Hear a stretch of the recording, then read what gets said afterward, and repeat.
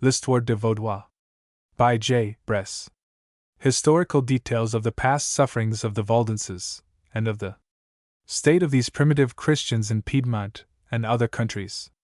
After the late interesting publications of Alix, Jones, Gilly, Ackland, and other writers, it may appear at the present time somewhat presumptuous, as well as unnecessary, to lay before the public any further details connected with the history of these excellent and primitive Christians.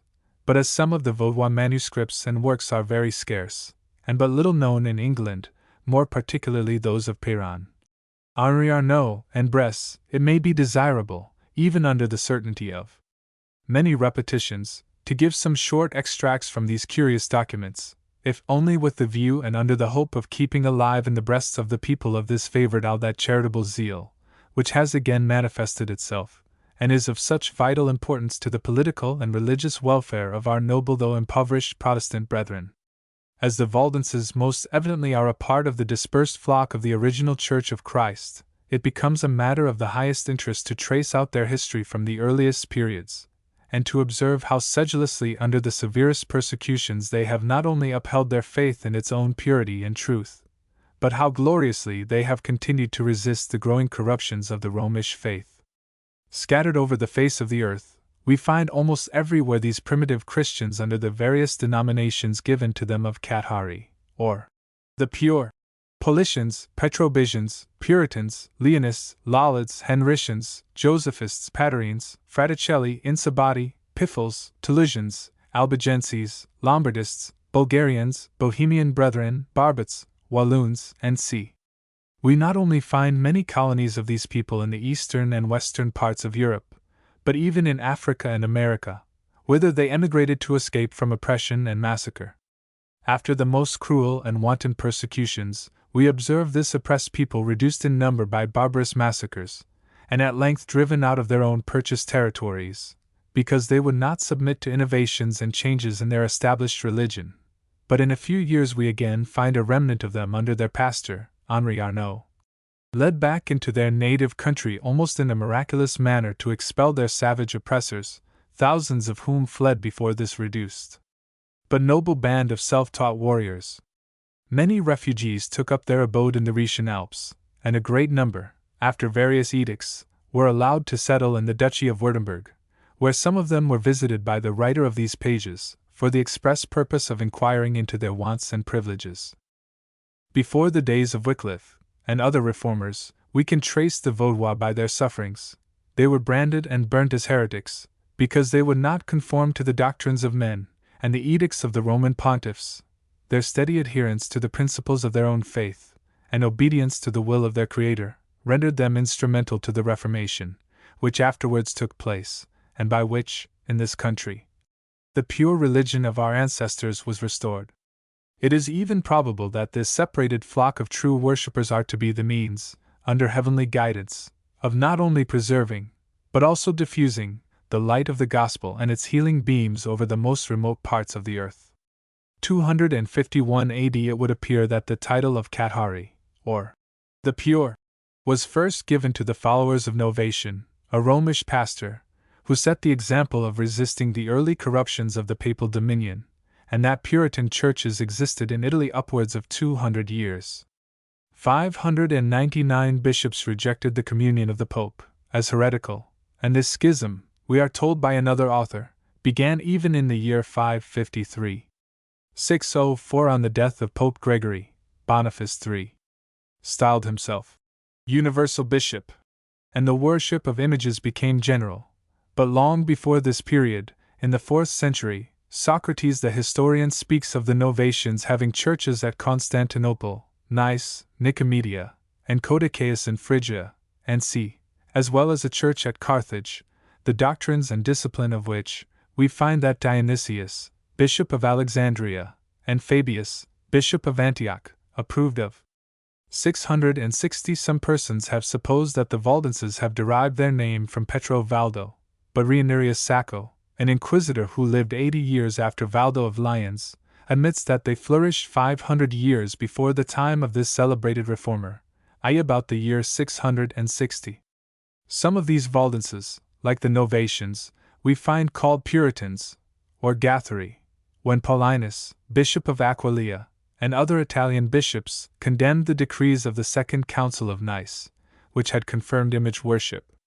817 Claude, Bishop of Turin, and of the valleys of Piedmont inhabited by the Valdenses, was zealous against this idolatrous practice, and bears witness that the gospel was preserved amongst these mountaineers in its native purity and glorious light. Jean Brand and Marenco, Roman Catholic writers, have owned that the Patarines and inhabitants of Piedmont preserved the opinions of Claude during the 9th and 10th centuries. 1026 Thus before 1026, and 500 years previous to our own Reformation, says Dr. Alix, we discover a body of men called Patarines, Valdenses, or Cathari, whose belief was contrary to the doctrines of the See of Rome. In 1040, the Patarines were very numerous at Milan. Voltaire speaks of them in his General History, 1100 chapter 69. In 1100, the Valdenses became well known by the noble Lacan, and another work, entitled Qual cosa esse el Antichrist. 1140 A little before this year, Everinus, of Stamfield, Diocese of Cologne, addressed a letter to the famous St. Bernard, in which is the following passage. There have lately been some heretics amongst us, but they were seized by the people in their zeal and burnt to death. These people in Germany are called Cathari, in Flanders, Piffles, and in France, Tisserins. Towards the middle of the 12th century, a small body of these Valdenses, called Puritans and Paulicians, came from Germany, and 1159 were persecuted in England. Some being burned at Oxford, Gerard their teacher answered for them, that they were Christians, but Henry II ordered them in 1166 to be branded with an hot iron, and whipped through the streets. 13 Valdensian families had certainly emigrated to England about this period. 1178 Gretzer the Jesuit, who published the Book of Reinerius, admits that the Toulousians and Albigenses condemned in 1178 were no other 1181 than the Valdenses. In the decree of Pope Lucius III, against them, they are called Catharists, Josephists, and heretics. Another decree was made against them in 1194, by Ildefonsus, King of Aragon, and Bale, in his Old Chronicle of London, mentions 1210 burnt to death tainted with the faith of the Valdenses. 1215 Council of Lateran against heretics. 1230 to 1350 Suppressio in France. 1240 Some further territory in Piedmont was about this time purchased and paid for by the Valdenses, to the amount of 6,000 ducatoons. 1259 The Patarine Church of Albi, in France, whence these Vaudois were called Albigenses, consisted of 500 members, that of Concarezzo more than 1,500, and of Bagnolo 200. The Bishop of Vercelli complained much of these people, whom he denominated Cathari and Patarines. The English, at the time they had possession of Guyenne, in 1210, began to help the Valdenses, who stood forth to defend their faith, headed by Walter and Raymond Lalande. 1322 According to Clark's Martyrology, page 111, we find Walter was burned at Cologne in 1322, which was 2 years before the birth of Wycliffe. A contemporary historian says that, in a few years half the people of England became Lallards, and Newton, in his dissertation on the prophecies, 1 volume 4-2, page 631 says, part of the Waldenses took refuge in Britain. Even Theo Beza says, as for the Valdenses, I may be permitted to call them the seed of the primitive and pure Christian Church. 1400 began the first severe persecution against the Vaudois, on account of their faith, which may be found related by Bresse, together with their subsequent misfortunes, down to the era of the Treaty of Pinerolo in 1655, the most interesting details of which history are translated and abridged in another part of this work. 1685 The Duke of Savoy, at the instigation of Louis XI, revoked his promises, and the following year condemned 14,000 Vaudois to the prisons of Turin. The rest either fled or became Catholics. By the intercessions of the Protestant countries, these miserable prisoners were released, but their numbers by hardships and cruelty were reduced to 3,000, who took refuge in Switzerland and 1687 elsewhere, in 1687, from whence a part of them effected that intrepid return into their own valleys, so well described by their colonel and pastor, Henri Arnaud, in La Rentrée Glorieuse, of 1689. 1698, 8 years after they were again exiled to the number of 3,000, in consequence of an article in the treaty between France and Savoy in 1698. These were the same who, with the veteran Arnaud amongst them, took refuge in Germany, and were solemnly received as subjects to the Duke of Württemberg, with the promise of the free exercise of their religion forever. 1797, the pension from England, which had been granted by Cromwell, and confirmed by Queen Anne, was this year discontinued. 1799, a body of Vaudois from Württemberg emigrated to America, and joined those 1,600, who, in Arnaud's time, had settled near Philadelphia. 1800, Piedmont fell under the yoke of France. 1814, the King of Sardinia, restored to his throne, refused to grant any privileges to the Vaudois beyond those they enjoyed before the French Revolution. 1825, present state of the Vaudois, as described in the letters now published, and c. Abridged translation of the History of the Vaudois. By J. Bresse, Minister of the Walloon Church. Preface. Though I speak with the tongues of men and of angels, and have not charity, I am become a sounding brass or a tinkling cymbal. And though I have the gift of prophecy and understand all mysteries, and all knowledge, and though I have all faith so that I could remove mountains, and have not charity, I am nothing.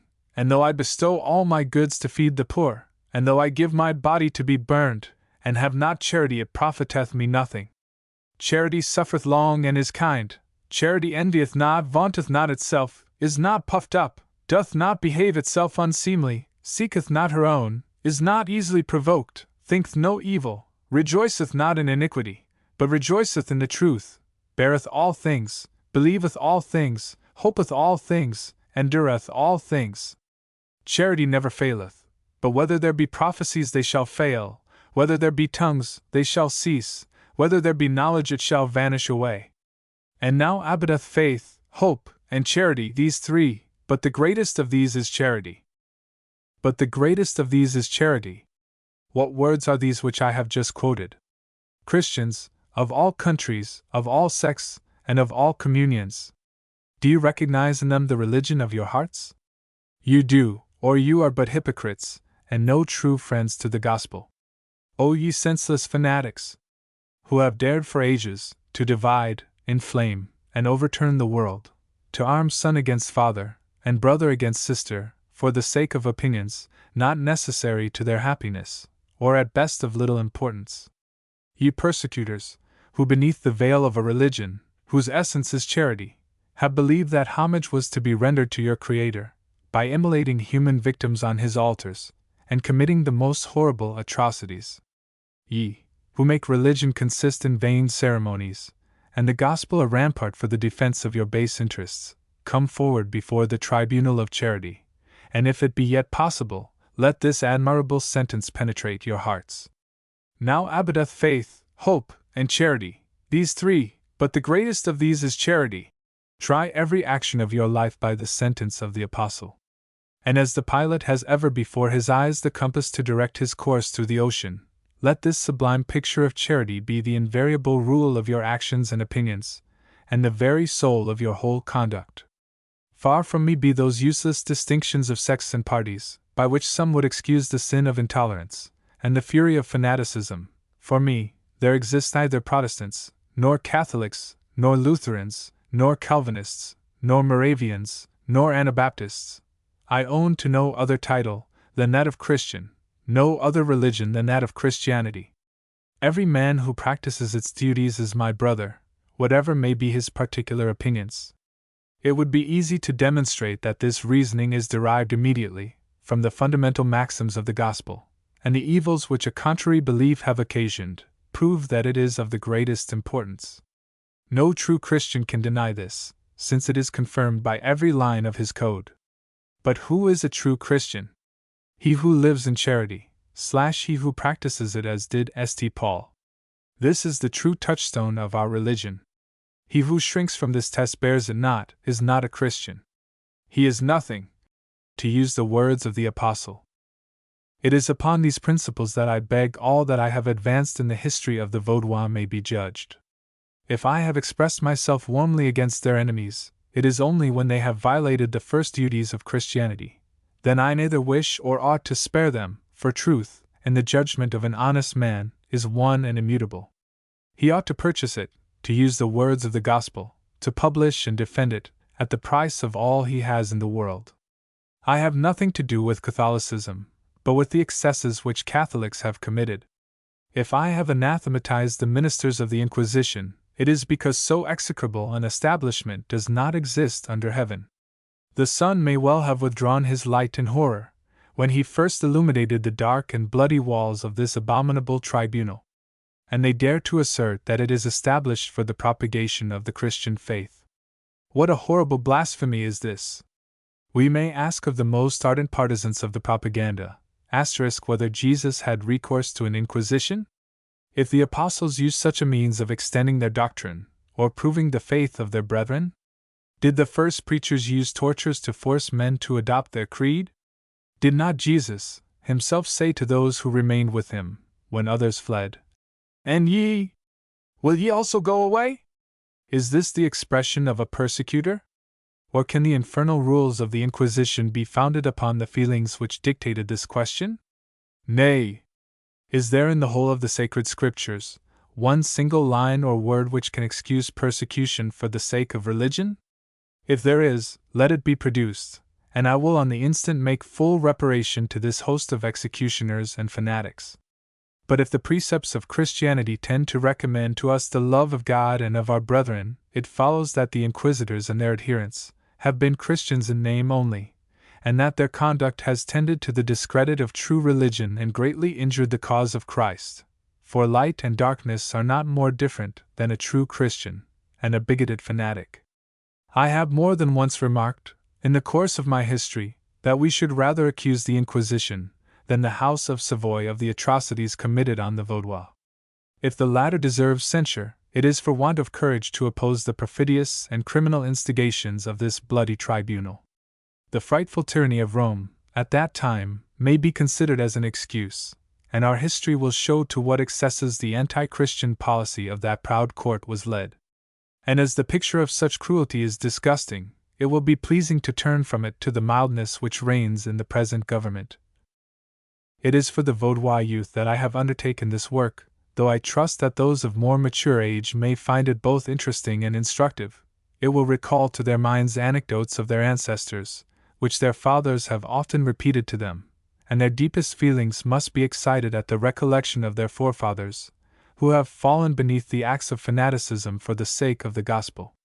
The families of Mondens, Arnauds, Ledgers, Janivals, and many others still existing will read with emotion the exploits of their virtuous ancestors. Their children will pronounce with reverence these names which have been an honor to our country. They will learn to repeat the most remarkable passages of our history. Enjoying from their earliest years the light of the gospel, their zeal will be inflamed by the sublime sentiments such examples inspire, and their first ambitious desires will be to imitate them. How well shall I be rewarded for my labor, if such be the effect of this work! The most ardent wish of my heart will have been accomplished, and I shall not have lived in vain. Here let me repeat what I have said in my prospectus. The history of the Vaudois occupies, perhaps, the most interesting point of time in Christian history. Confined amidst the mountains of Piedmont, adjoining Dauphine, they have there preserved the Christian doctrine and worship in evangelical purity and simplicity, whilst the most profound darkness covered the rest of Europe. It is from the apostles or their immediate successors that they have received the gospel, and from that time their faith has never changed. It is now the same as it was before the Reformation. The existence of these few thousand Vaudois is therefore most interesting to all Christian nations. Many authors have written before me, but their works are scarce, and their style often nearly unintelligible, from their antiquity, nor do any of their works contain a complete history. Those to whom I have alluded in my prospectus are Perrin, Gillis, Ledger, Arnaud, and Boyer. Perrin wrote the Histoire de Vaudois et Albigis, printed at Geneva, 1618, 2 volumes 12mo. The work only carries down the annals of the Vaudois to 1601, and it is now extremely rare. It contains many valuable documents, which would be sought for in vain elsewhere, as the author was allowed to examine the manuscripts of the Synod of the Valleys. He was a minister of the Church at Lyons. P. Gillis, pastor of the Vaudois church at La Tour, is the author of Histoire ecclésiastique de Églises réformées reculées en quelques vallées du Piémont autrefois appelées Églises Vaudoises. Chez de Tournes, 1648, 1 volume 4-2. This comprises the period from 1160 to 1643, containing interesting annals of the persecutions in the author's time, but the style is still less agreeable than that of Perrin. Jean Ledger's history is entitled Histoire générale des Églises évangéliques de Piémont aux Vaudois, printed at Leiden, 1669, 1 volume folio, goes as far as AD 1664. It is full of learning and piety, giving many facts to be found nowhere else, and the interest is increased from the circumstance of his having himself taken an important part in the events he describes. Still he enters into those tiresome details, for which the taste of that age is so much to be blamed. The work of Henri Arnaud is the Histoire de la rentrée glorieuse de nos ancêtres dans leur patrie, in 1 volume 8 vo, without date. The event he relates occurred 3 years after the expulsion of the Vaudois, that is in 1690. This is a most precious and interesting little work, for the author himself was at the head of his countrymen, and the vivacity and force of his narrative render it very attractive to the lovers of truth, though it must be confessed that his style, as he says himself, in his dedication to Queen Anne, is wanting in that polish which is so much admired in these times. This work was originally composed in 2 parts, of which the latter must have contained an account of the war between Piedmont and France, in which the Vaudois were actively engaged. This last part was unhappily never printed, and the manuscript remains undiscovered. Any information respecting it would be very important to the completion of the 3rd part of my work. Henri Arnaud died in Württemberg, where this manuscript probably would be found. The last of the Vaudois histories is by Boyer, under the title of Abrégé de l'Histoire de Vaudois, 1 volume 12 mo. La Haye, 1691. It goes down to 1690, and though written with judgment, is defective in many points, both in the historical parts, and with regard to the doctrine and manners of the Vaudois.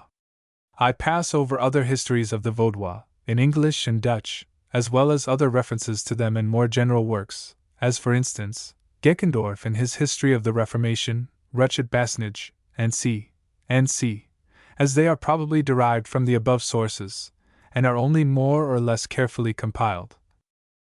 Though I must not repeat here the evidences of the antiquity of the Vaudois, I cannot refrain from remarking that it is from the valleys of the Vaudois that the first sparks of that Reformation have arisen, which has drawn back a great part of Europe to the purity of the Gospel.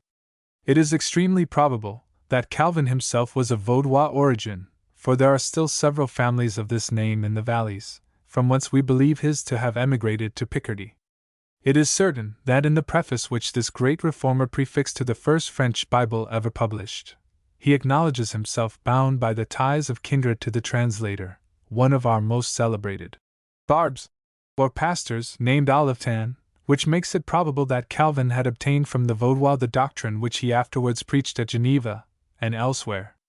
It is equally certain that long before the Reformation there were many persons who followed the doctrine of the Vaudois in Germany, Hungary, Bohemia, and C. Indeed, the Viticias of this last country, as well as those of Alsace, sent their youth into our valleys to be educated as pastors. It is known also that the celebrated Laud, who labored with such zeal to diffuse the Vaudois doctrines in England, was not only a native of our valleys, but preached in them for a length of time with great success. We may also assert that it is by means of the Vaudois that the Reformation was introduced in the United Provinces. The Vaudois of Provence, Languedoc, and Dauphine also, originally sprang from our valleys, and when their numbers had increased greatly at Lyons, they were persecuted by the Archbishop of that city, Jean de Belmaison, about 1180, and retired into Picardy, under Peter Valdo, where they received the name of Picards. Here Philip Augustus, King of France, resolving to extirpate them, caused 300 gentlemen's houses to be razed to the ground, because the owners had embraced the tenets of the Vaudois. Forced again to leave their newly found country, these Picards, or Vaudois of Lyons, also called Poor of Lyons, retired principally into the United Provinces of Holland, and there spread the knowledge of the truth. It was in the Low Countries that the Vaudois first took the name of Walloons, and that the first Confession de Foi, Articles of Belief, was drawn up by the celebrated martyr Guido Bresse. This confession was first printed in 1561, addressed to Philip II of Spain, in 1562. It was confirmed by the Synod of Anvers, 1585, and finally adopted by that of Dort. The above is sufficient to prove that the Vaudois Church is the parent of all those which have arisen in Protestant Europe, and particularly of the churches of the United Provinces, as well Dutch as Walloon. Why do the Roman Catholics and the Protestants mutually hate each other? Why do they look upon each other with harshness and severity? It is because instead of going to the source of their religion, the gospel itself, they content themselves with examining those streams, of which the waters have been rendered impure by the admixture of human opinions. It is because they appeal to the confessions of faith of the heads of their sect or party, instead of seeking what really constitutes the essence of the Christian faith, and what ought to be the rule of our faith and practice, by means of the specific declarations of Jesus Christ and his apostles. It is because they generally adopt self-interest for their guide, instead of shielding themselves under that universal spirit of charity, without which there can be no real Christianity, and because they entirely forget that religion does not consist in words, but in virtue. The nature of my employments, and the interest of the great cause which I serve, have often called forth my reflections on the evils it has been my task to describe, and however earnestly I have searched for remedies, as well as for the discovery of their origin, my meditations have continually brought me back to the same point. Let it be remembered that it is a Vaudois who speaks, a Vaudois who, like his countrymen, absolutely recognizes no other religion than that of Christianity, and who believes that the unhappy distinctions of Catholics, Lutherans, Reformed, Calvinists, and C. have done 1,000 times more harm to the cause of the gospel than all the maneuvers of the wicked and unbelieving. The thing is evident as to natural religion, for in examining history, we find that in no case has any one ever attempted to prescribe rules of belief to others, but that each receives what nature hath taught him, and nothing more. Nor is there more obscurity in the point, as to revealed religion, not that religion of which opposing sects have given such different descriptions, but that which is to be found in the beautiful lessons of Jesus and his apostles. It is from these alone we must judge of Christianity. And every one who is willing to undertake this important examination, without prejudices, will allow that nothing is more simple, more easy, than Christianity, and that the great truths which form its basis are clear enough to be within the reach of the most confined understandings. We must therefore conclude that many of the opinions which have so long sown discord, and still continue to produce dissensions among Christians, are by no means founded on points essential to Christianity. Nay, the traces of several of them are scarcely to be found in the sacred writings. What then are the fundamental articles of our faith, of which the belief is necessary to the character of a true Christian? Read the discourses of Jesus and the apostles to their converts, and you will have a full answer to the question. See the quotations at the end of the preface. These articles of belief are but few in number, and if every Christian had religiously observed them, we should not see so many sects attacking one another, or the disciples of the mildest of masters hate, persecute, and massacre each other in the most barbarous manner. Such are the dreadful consequences a trifling error may produce in such a case. Such is the essence of the Christian faith, and the opinions which have been added to it are not only useless, but dangerous. Every Christian must render an account of his belief to God alone, and it is his duty to found that belief solely of the express declarations of the gospel, without attending to the subtleties with which men have endeavored to obscure them. The most crafty theologian cannot find one single line in the Holy Scriptures, which could give to any person or council upon earth a right to impose a formula of belief on others. This pretended right which the court of Rome, and after it, so many Reformed churches have wished to exercise, is no other than a manifest usurpation, and not only of the rights of man, but of God himself, who is our only judge, since to him alone we must all give an account of our faith. The gospel is the sole immutable rule of faith, and the Supreme Being has left to each person its explication, according to his talents and advantages, since it was not his object, as some have supposed, merely to propose to us such and such truths for our belief, but to render us more mild, humane, modest, and virtuous, and consequently more happy. It is for this reason that St. Paul does not hesitate to place charity, which he calls the union of all virtues, above faith, which is but a single act of the mind, without any merit whatever, unless it influences our sentiments and our conduct.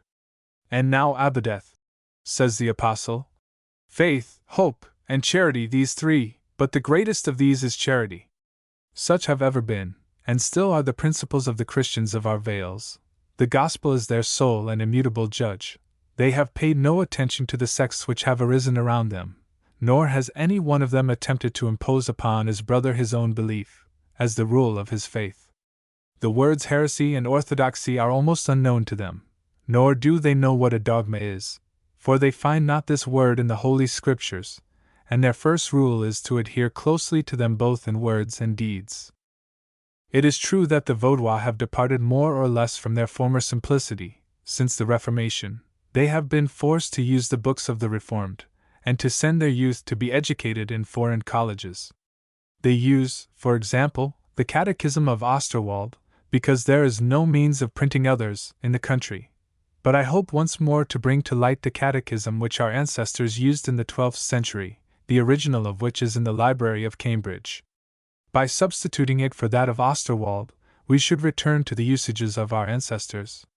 To complete the desired change, it would only be necessary to establish a small college or seminary in the valleys, for the education of those who are intended for the Church. I have now only to entreat that it may not be taken amiss if I have laid so little stress on the Reformation. As a Vaudois, I cannot consider it of that importance, which it is of in the eyes of the Reformed, but I consider it as a revolution of the greatest interest, both from its civil and religious effects, and that whatever were the intentions of some of the Reformers, they merit the title of benefactors of the human race. We owe to them in great part the progress of science, reason, and philosophy, as well as the first foundations of civil and political liberty, so nearly allied to religious independence. Without them the whole of Europe might still have groaned beneath the papal yoke. But though they merit our gratitude, let not that gratitude degenerate into idolatry, or allow of their opinions being placed on an equality with the gospel. Luther, Calvin, Wycliffe, Zwingle, Ecolampadius, and C. were but men capable of being deceived like ourselves. Let us listen to their lessons, but remember that our sole legislator is Jesus, and that we are wanting in respect and gratitude to him, if we take any other title than that of Christians. Whoever thou mayest be, reader, into whose hands this book may fall, let me recommend to you the interests of the most consoling of all doctrines, of that doctrine by which we are told that true religion is this: to visit the fatherless and widows in their affliction, and to keep ourselves unspotted from the world.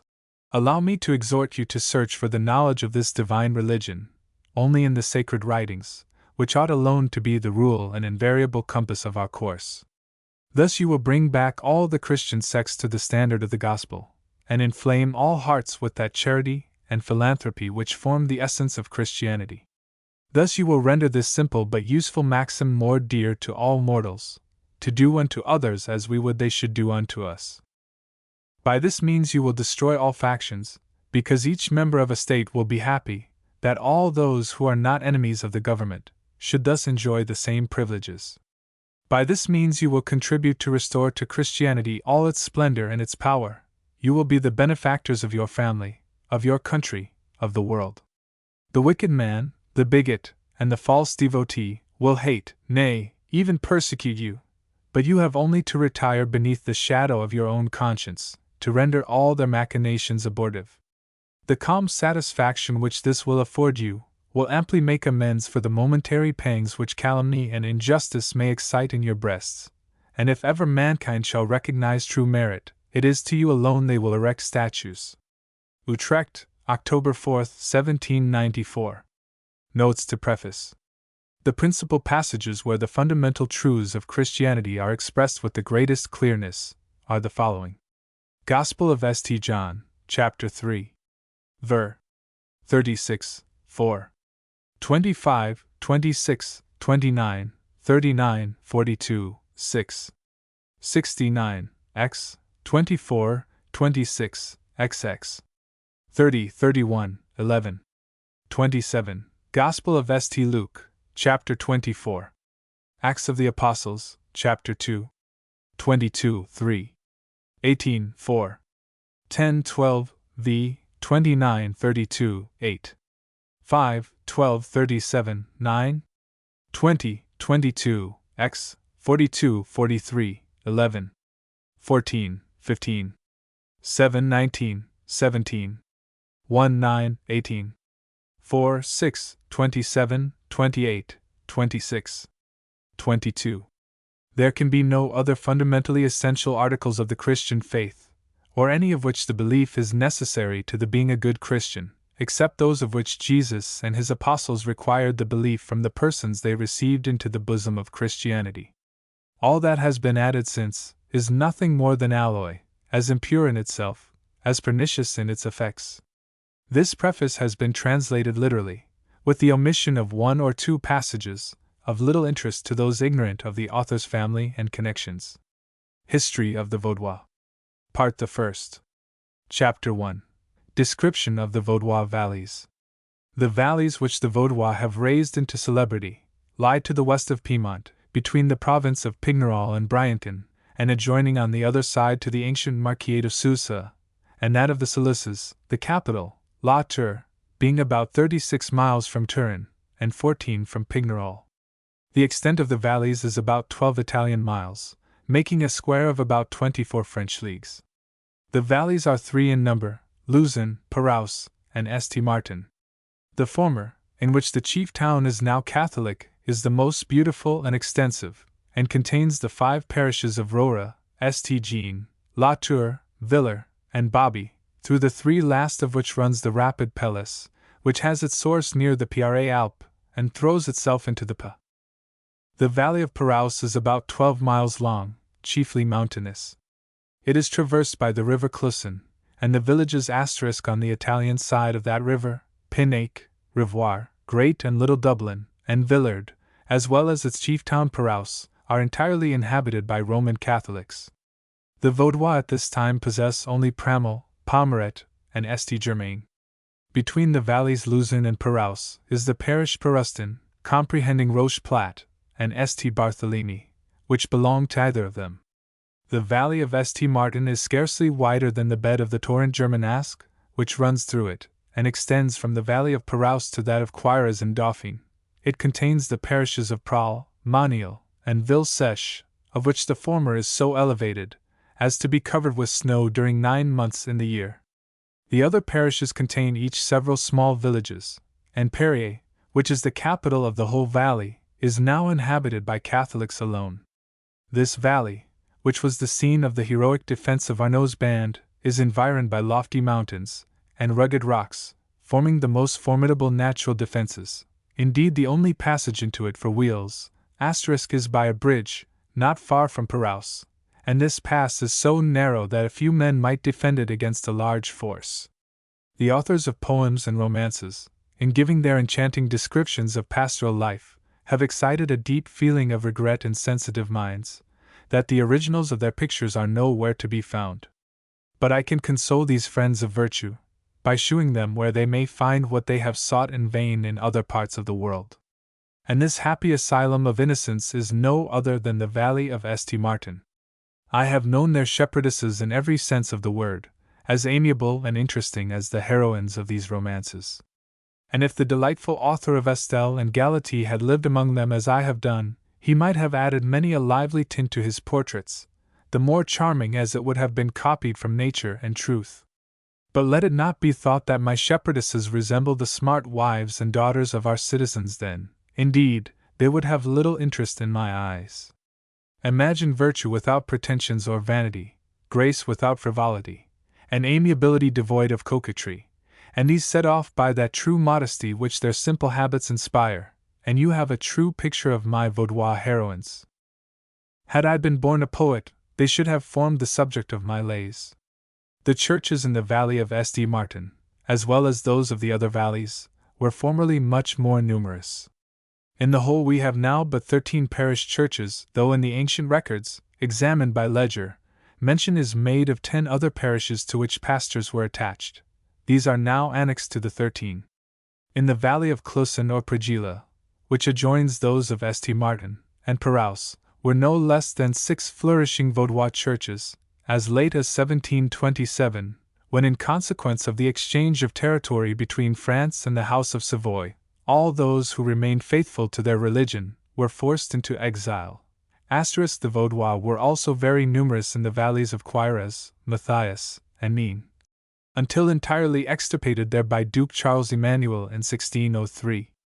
As they were in the Marquisate of Essaluces, in 1633, where they had many churches, 5 villages, and the town of Luzerne, formerly attached to the parish church of St. Jean, have also been taken from them, in the valley of Luzerne. Indeed, it is known that the Vaudois had churches in 1560, in Turin, Pignerol, and Cuires. Notwithstanding that the Vaudois have been established in some of the places I have stated above, from time immemorial, and have had great possessions in others, they are now entirely confined within the 3 valleys mentioned in the beginning of this chapter, and there exists an edict rendering them incapable of purchasing beyond these limits.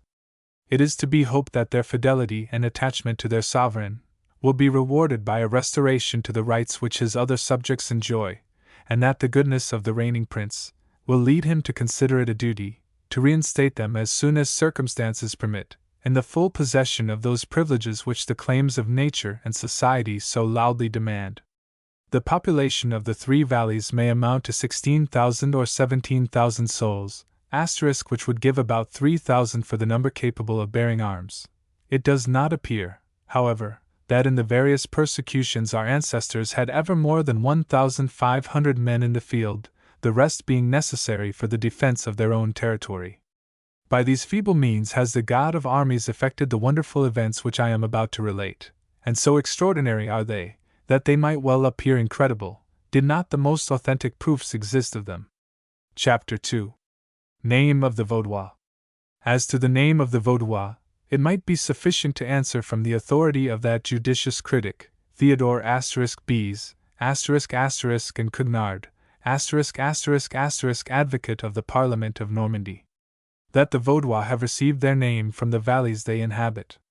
The names of Waldense or Valdense in Italian, and Valdenses in Latin, are thus derived from the same root, vale, valle, and vallis, a valley, as Vaudois is derived from vaux, the word for valley, in their ancient patois. In the same way the inhabitants of the plain of the Po are called Piemontese or Piedmontese, Pedemontani, and those of the mountains, generally Montagnards. This word Vaudois, which they first acquired from their geographical situation, they have preserved as a token of their religion in all countries, as the Vaudois of Provence, and of Bohemia, and the Walloons of the Low Countries. Since the Reformation, the names of Lutheran, Calvinist, and Reformed have served to distinguish all those who rejected the papal doctrines, and the inhabitants of our valleys, the only people who have never been affected by these opinions, have alone retained their original name of Vaudois. I must, however, observe that it is against their own wish that they have ever received it. The name of Christian was too precious in their eyes to have been willingly, on their part, exchanged for any other. As we find in the letter which they addressed to Eladislaus, king of Bohemia, they styled themselves the little flock of Christians, falsely called Vaudois. It has been pretended, and even by those who have written our history, such as Perrin and Gillis, that the name is derived from Peter Valdo, which can by no means be the case, as it is allowed on all hands that this famous reformer of Lyons was not known before 1175, while we have ancient misses in the Vaudois language, dated 1120, and 1100, in the former of which are stated the differences between their church and that of Rome, and in the latter the word Vaudois is used as synonymous with virtuous Christian. In the MS, dated 1100, and entitled La Noble Licon, of which there exist 2 original copies, in ancient Gothic letters, one at Cambridge, and the other at Geneva, is this passage: Whoever is a good man, and wishes to love God, and fear Jesus Christ, who will either speak ill of his neighbor, nor swear, nor lie, who will either commit adultery, nor kill, nor steal, nor avenge himself of his enemy, of him they say, he is a Vaudois, and worthy to die of death. The opinion of Theodore Beze is given in these words. Some have believed that the Vaudois had for founder of this sect a merchant of Lyons, called Jean, surnamed Vaudois, in which they are mistaken, since this John was so surnamed from being one of the first among the Vaudois. But not to give more importance to these things than they are worthy of, let it be remarked that it is not in the name that they bear that the Vaudois take a pride. We, as well as our ancestors, esteem ourselves happy and render thanks to God in that He has preserved in our valleys the evangelical doctrine in all its purity, without any mixture of human opinions. We rejoice that the Supreme Being has deigned to choose our country, to preserve there the torch of truth, and that it has been the beacon to which other nations have come to seek the light that has enlightened them. We are proud of never having been reformed, but that it is at our school that the reformers have been instructed, as they themselves avow. We rejoice finally in this, that our valleys are the mother church of all Reformed and Protestant churches. These are our titles, these are our testimonies. Every one knows that Luther and Calvin commenced their labors in 1517 and 1536, while we have a confession of faith dated 1120. ***. It is almost needless to add the testimony of our enemies.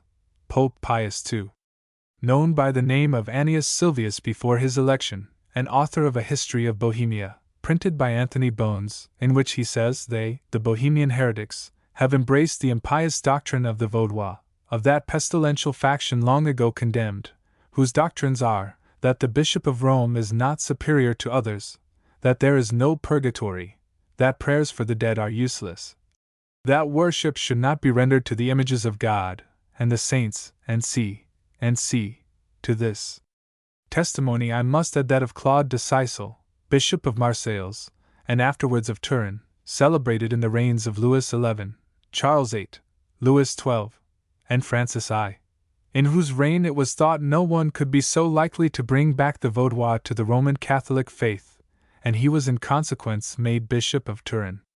The following, taken from a book written by him, expressly against them, shows all that he could find to complain of in their doctrine. They, says he of the Vaudois, will receive only that which is written in the Old and New Testaments. Nay, they say that the Roman pontiffs, and other bishops, have degraded the sacred text by their doctrine and false comments. They deny the power of absolution, celebrate no saints' days, and pretend that they alone possess the true evangelic and apostolic doctrine. They despise the indulgences of the Church, detest images, teach the words of the evangelists and apostles in the vulgar tongue, and affirm that there is no power which can forbid the right of contracting marriages, and say that Mass was not celebrated in the time of the apostles, and see Chapter 3. Antiquity of the Vaudois Faith. We find in St. Paul's Epistle to the Romans, written from Corinth, chapter 15, verse 24, that it was the intention of the apostle to go into Spain, and to pass through Italy on his way. Now if St. Paul afterwards performed this journey, he must necessarily have passed through the valleys, as they lay on his road to Spain at that time, and he would have preached the gospel in them, as he did wherever he went.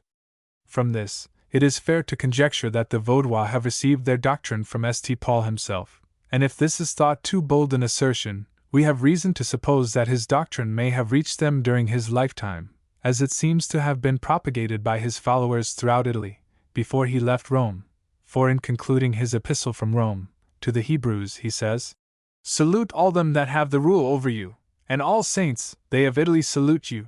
He does not say they of Rome, as the number of Christians rapidly augmented in the capital, and they were nearly all dispersed by the persecutions under Nero and Domitian. It is extremely probable that some parties of this host of fugitives should have taken refuge among our mountains, in the time of the immediate successors of the apostles.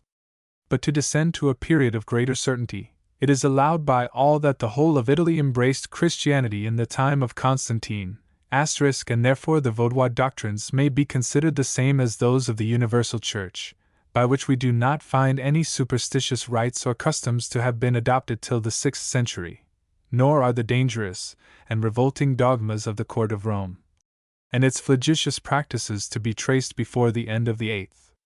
All that belongs to the doctrine and practice of the modern Roman communion was until then unknown, as is clearly proved by the testimony of Joelis Dadel, Dumoulin, and and indirectly by the partisans of Rome, Baronius, Anufius, Platina, and c.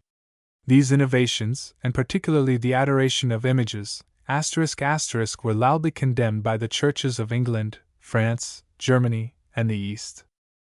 Which condemnation was confirmed by the council convoked by Charlemagne, at Frankfurt on the Main, in 794. The bishops of Italy also proclaimed their discontent in a letter which they addressed, by means of Vaudois, to the patriarchs of the Greek churches. Baronius, who gives this letter, subjoins the following answer of the patriarchs. We have received a synodal epistle from Italy, in which the inhabitants lay to the charge of their bishop an infinity of crimes and perverseness, among other things, the tyranny he wishes to exercise over them, and they call us, with tears, to the defense of the Church. Here again let it be remarked, that as long as the superior Church retained its purity, the Vaudois did not secede from it. It was the court of Rome that began with innovations, not they. Of this so many proofs press upon me, that I scarcely know which to choose. At the end of the 8th, or beginning of the 9th century, flourished Claude, Bishop of Turin, whose diocese embraced not only our valleys, but Dauphine and Provence. He opposed himself so strenuously to the innovations of the court of Rome, that his doctrine has been since called Calvinistic by his enemies. Illyricus makes the following mention of him in his catalogue test. Veritatis, lib 9. Claude, Bishop of Turin, lived in the time of Charlemagne and Louis the Pious, of whom he was the intimate friend. Even before he became bishop, he strenuously opposed, both by preaching and writing, the adoration of images, of relics, and the cross, invocations to the saints, pilgrimages, the precedence of the Pope, and c. He treated the Pope himself with great severity, loudly condemning the profit which he made by the poor superstitious people, whom he drew to Rome on pilgrimages. In the fragments that remain of this courageous bishop, which are cited by Ledger, Part 1, page 137, he combats with great vigor the abuses above mentioned, and proves that it was not his wish to establish any new sect, but to preserve the doctrines of the apostles in their original purity. We cannot, therefore, doubt his having used his utmost exertions in his own diocese, of which our valleys formed a part. Indeed, we have the fullest evidence that the Vaudois preserved the purity of their faith during the 9th and 10th centuries. To prove this fact, it will be sufficient to give a single quotation from the missionary Marco Aurelio Rarenco, Grand Prior of St. Roch, at Turin, whose work is entitled Narration dell'introduzione del Heresy nelle Valli de Piemonte, Turin, 1632. Speaking of the doctrine of Claude, which this author is pleased to call heresy, he says, "This doctrine continued in the valleys all the 9th and 10th centuries." And again, that during the 10th century no change took place, but the old heresies were continued. In order to feel the full force of the above citation, we must call to mind that Rarenco ** had been for 10 years a missionary, directly sent out to the Vaudois, with orders to search into the origin of their doctrine, and that writing with the approbation of the clergy of Turin, he was little likely to favor the Vaudois. In the 11th century, Lambertus, a Catholic and friend of Gregory VII, writes thus: "The court of Rome has so completely stifled all charity and Christian simplicity, that almost all good and just men believe that the reign of Antichrist, of which St. John speaks, is already commenced. John V, who reigned before this period, has been called by contemporary writers the most wicked of men." In these unhappy times the Vaudois did not venture to preach anywhere but in the woods and highest mountains, except in their most remote villages, such as Massel and Prahl, and c. In the 11th century, Berenger, so celebrated for his knowledge and virtues, was condemned by 2 councils, convoked by Pope Leo IX, and was forced to retract what he had written against transubstantiation, and c. by Pope Nicholas. He lost no time, however, in protesting against this forced recantation, and persevered in his doctrine till his death, in 1091. Now the belief of Berenger, says an ancient author, the same as that of the Vaudois, was so well preserved in the valleys, that to call a man a Berengerian was the same as calling him a Vaudois. Peter de Bruys, a priest of Toulon, whose doctrine was precisely similar, succeeded Berenger, and preached in Languedoc, Provence, and Dauphine, particularly at Gap and Embrun, a few hours' distance only from the Vaudois valleys. His disciples were called Petrobrusians, and he was martyred at S. Gilles, 1124. Henry de Bruys and Arnaud de Bresse now took up the cause, and extended the Vaudois doctrines in Lombardy. Of the disciples of the former, St. Bernard, who wrote in 1120, bears this testimony: that they prided themselves in being the true successors of the apostles, and conservators of their doctrine. Arnaud de Bresse fell a victim to the cruelty of the Roman clergy in 1155, being first crucified and then burnt. He was succeeded by his zealous disciple Esperon. Rarenko in the work above cited says that we must by the names of Vaudois, Esperonites, Henricians, Petrobrusians, Arnaudites, and Apostolicals, understand one and the same sect, which is a sufficient proof of the identity of the doctrine of the Vaudois, and that of these zealous preachers. The celebrated Peter Vaudois, a rich inhabitant of Lyons, openly professed the Vaudois doctrine in 1175. He abandoned all his possessions, gave himself up entirely to the promulgation of the gospel, had the Bible translated into the vulgar tongue, and instructed the people publicly in the streets, commencing with the thesis that we must obey God rather than man. He refused submission to the Pope and his bishops, exposed the scandalous lives of the monks, and refuted the doctrine of the Mass, purgatory, adoration of images, and prayers for the dead. At the instance of Pope Alexander III, Vaudois was driven from Lyons, with most of his disciples. A great part of them retired either to Lombardy, or, as an ancient writer observes, into Cisalpine Gaul, and among the Alps, where they found a perfectly secure retreat, tutissimum refugium, that is among the valleys of Prigilla, Mean, Silices, and C. And we must pay great attention to this expression, since it appears natural that these valleys should be their surest place of refuge, being already peopled with Vaudois, who professed the same doctrines. Other disciples of Vaudois withdrew to Picardy, Germany, Bohemia, and the Low Countries. I must here remark that even those who, in contradiction to the above chain of evidence, assert that the Vaudois derive their name and doctrine from Peter Vaudois, must allow them to have been established in the valleys at least 50 years before the ancient counts of Savoy obtained the sovereignty of their country, for it appears in the history of the House of Savoy that the first who began to make conquests in our country was Thomas, son of Humbert, who had previously accompanied Louis, son of Philip Augustus, King of France, in his expedition against the Vaudois and the Albigenses of Provence. Hence we have every possible right to the possession of our country, in which we were established before our sovereigns. Chapter 4. Antiquity and purity of the Vaudois doctrine, proved by their own writings.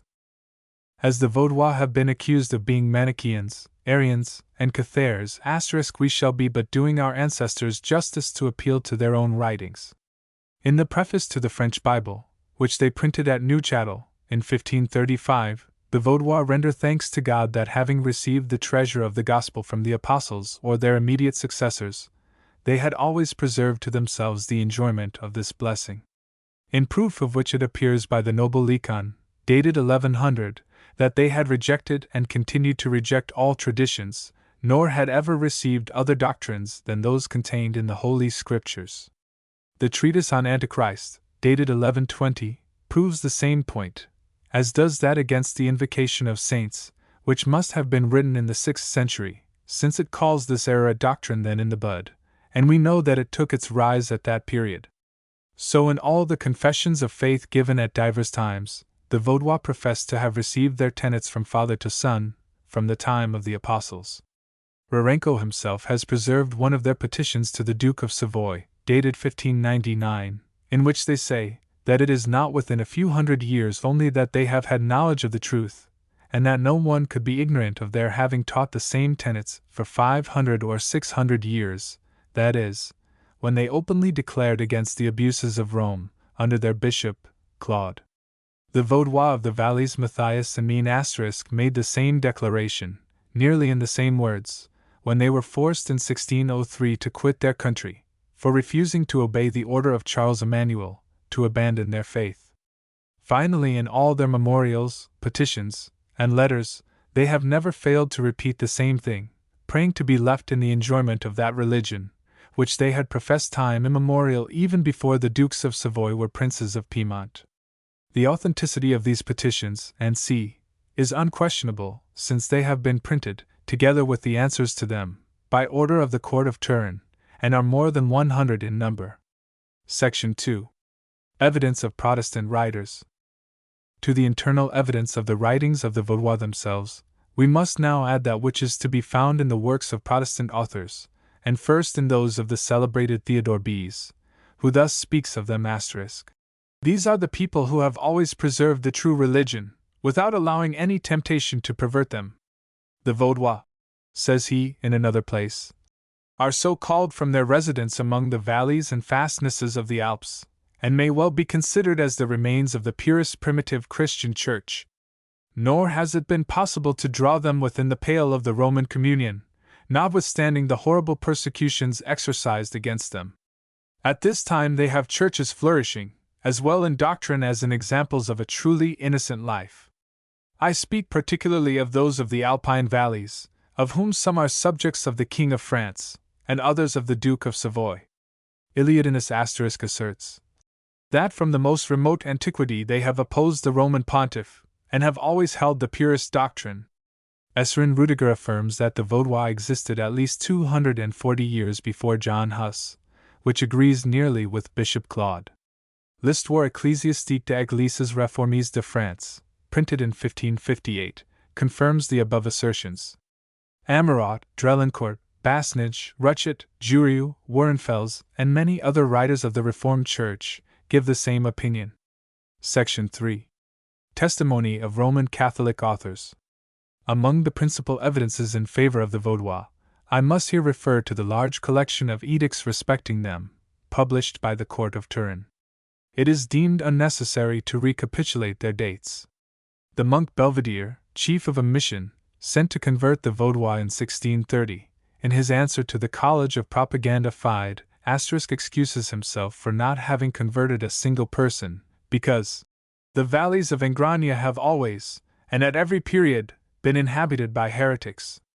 Again, Reiners Sacco, expressly appointed by the Court of Rome, inquisitor against the Vaudois, goes still farther than Belvedere, and in a book he published against them, calls them Leonists, from one of their ministers named Leon, who lived in the 3rd century. He affirms that no sect was so pernicious to the Church as the Leonists, and this for 3 reasons. First, because it was the most ancient of all, some deriving its origin from the time of Pope Sylvester, the 4th century, and others from the apostles themselves. 2. And because it was the most extensive, there being scarcely any country into which it had not penetrated, and 3. That instead of inspiring horror as other sects did, by their frightful blasphemies against the divinity, it had a great appearance of piety, since its members lived justly before men, believed rightly on God, and received the Apostles' Creed, but they blasphemed against the Roman Church and clergy. The most obstinate opponents of the antiquity of the Vaudois must give way before the authority of Claude de Sisel, Archbishop of Turin, who has this passage in his book against us, printed by privilege of Francis I of France. The sect of Vaudois, says he, took its origin from one Leon, a truly religious man, who, in the time of Constantine the Great, detesting the extreme avarice of Pope Sylvester and the lavish expenditure of Constantine, preferred living in poverty, with simplicity of faith, to the reproach of accepting a rich benefice with Sylvester. To this Leon all attached themselves who thought rightly of their creed. The same author, after having made useless researches after the commencement of the Vaudois sect, concludes with these remarkable words: that there must be some important and efficacious reason why this Vaudois sect had endured during so many ages.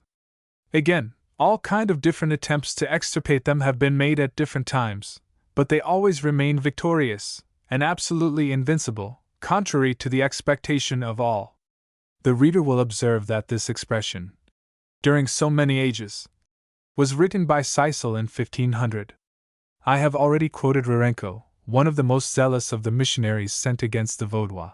His family still remains in the valleys. One of his descendants bearing the title of Count of La Tour, in his Memory Historique, addressed to the Duke Victor Amadeus, allows that the Vaudois doctrine was not new. In the time of Claude, many persons having opposed the Roman See before him, he also asserts that their doctrine remained the same in the 11th and 12th centuries.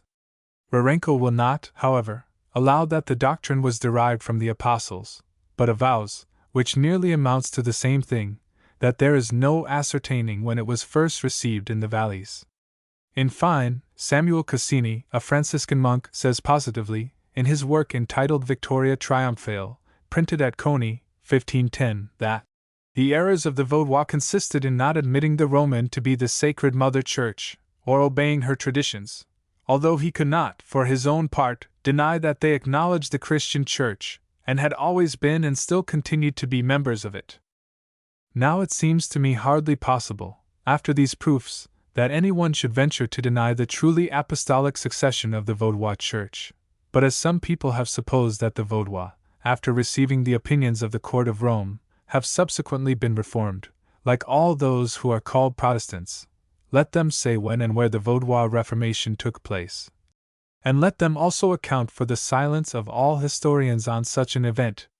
But as long as the testimony above quoted, of Catholics, Protestants, Vaudois, nay, of the very edicts of their princes, and their own petitions and replies exists, I shall consider it as proved that the Vaudois Church, having received the gospel in the earliest days of Christianity, is the parent of all the Reformed churches, and has never herself been reformed.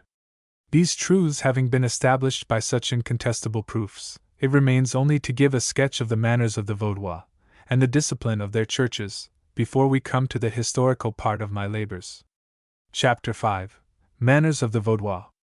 In religion, theory is nothing without practice, and of all species of knowledge none requires less speculation than that of the gospel. Its divine author has declared that the religion which he came to announce to us consists not in words, but in virtues, which important declaration at once defines the spirit of Christianity, in placing charity even above faith.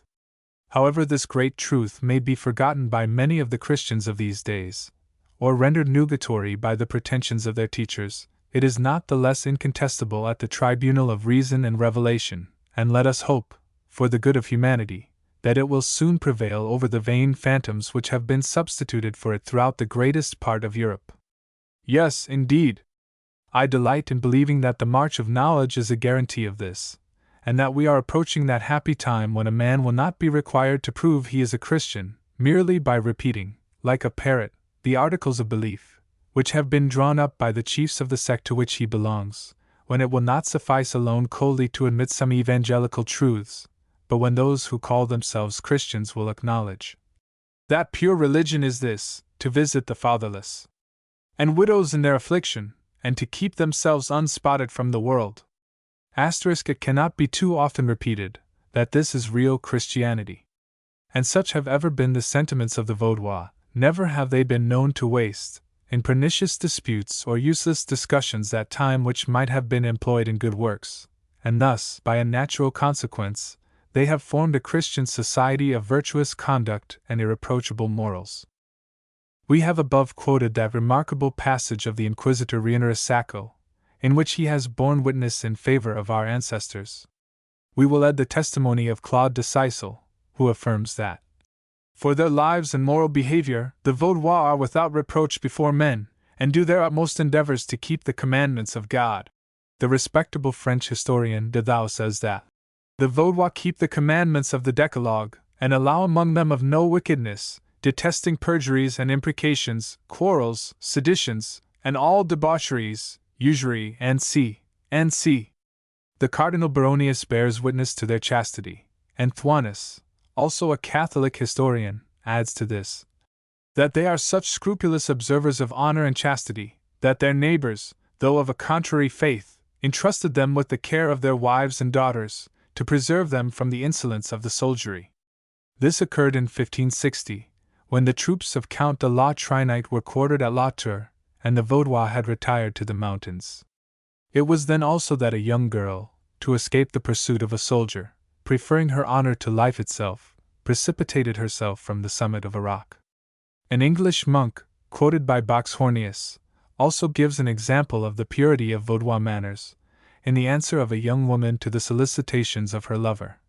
God forbid, O young man, that I should love thee so much as to become eternally miserable for the gratification of thy wishes.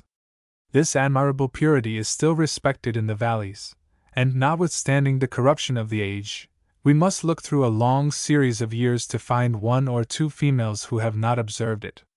Those who have fallen are become the objects of universal contempt.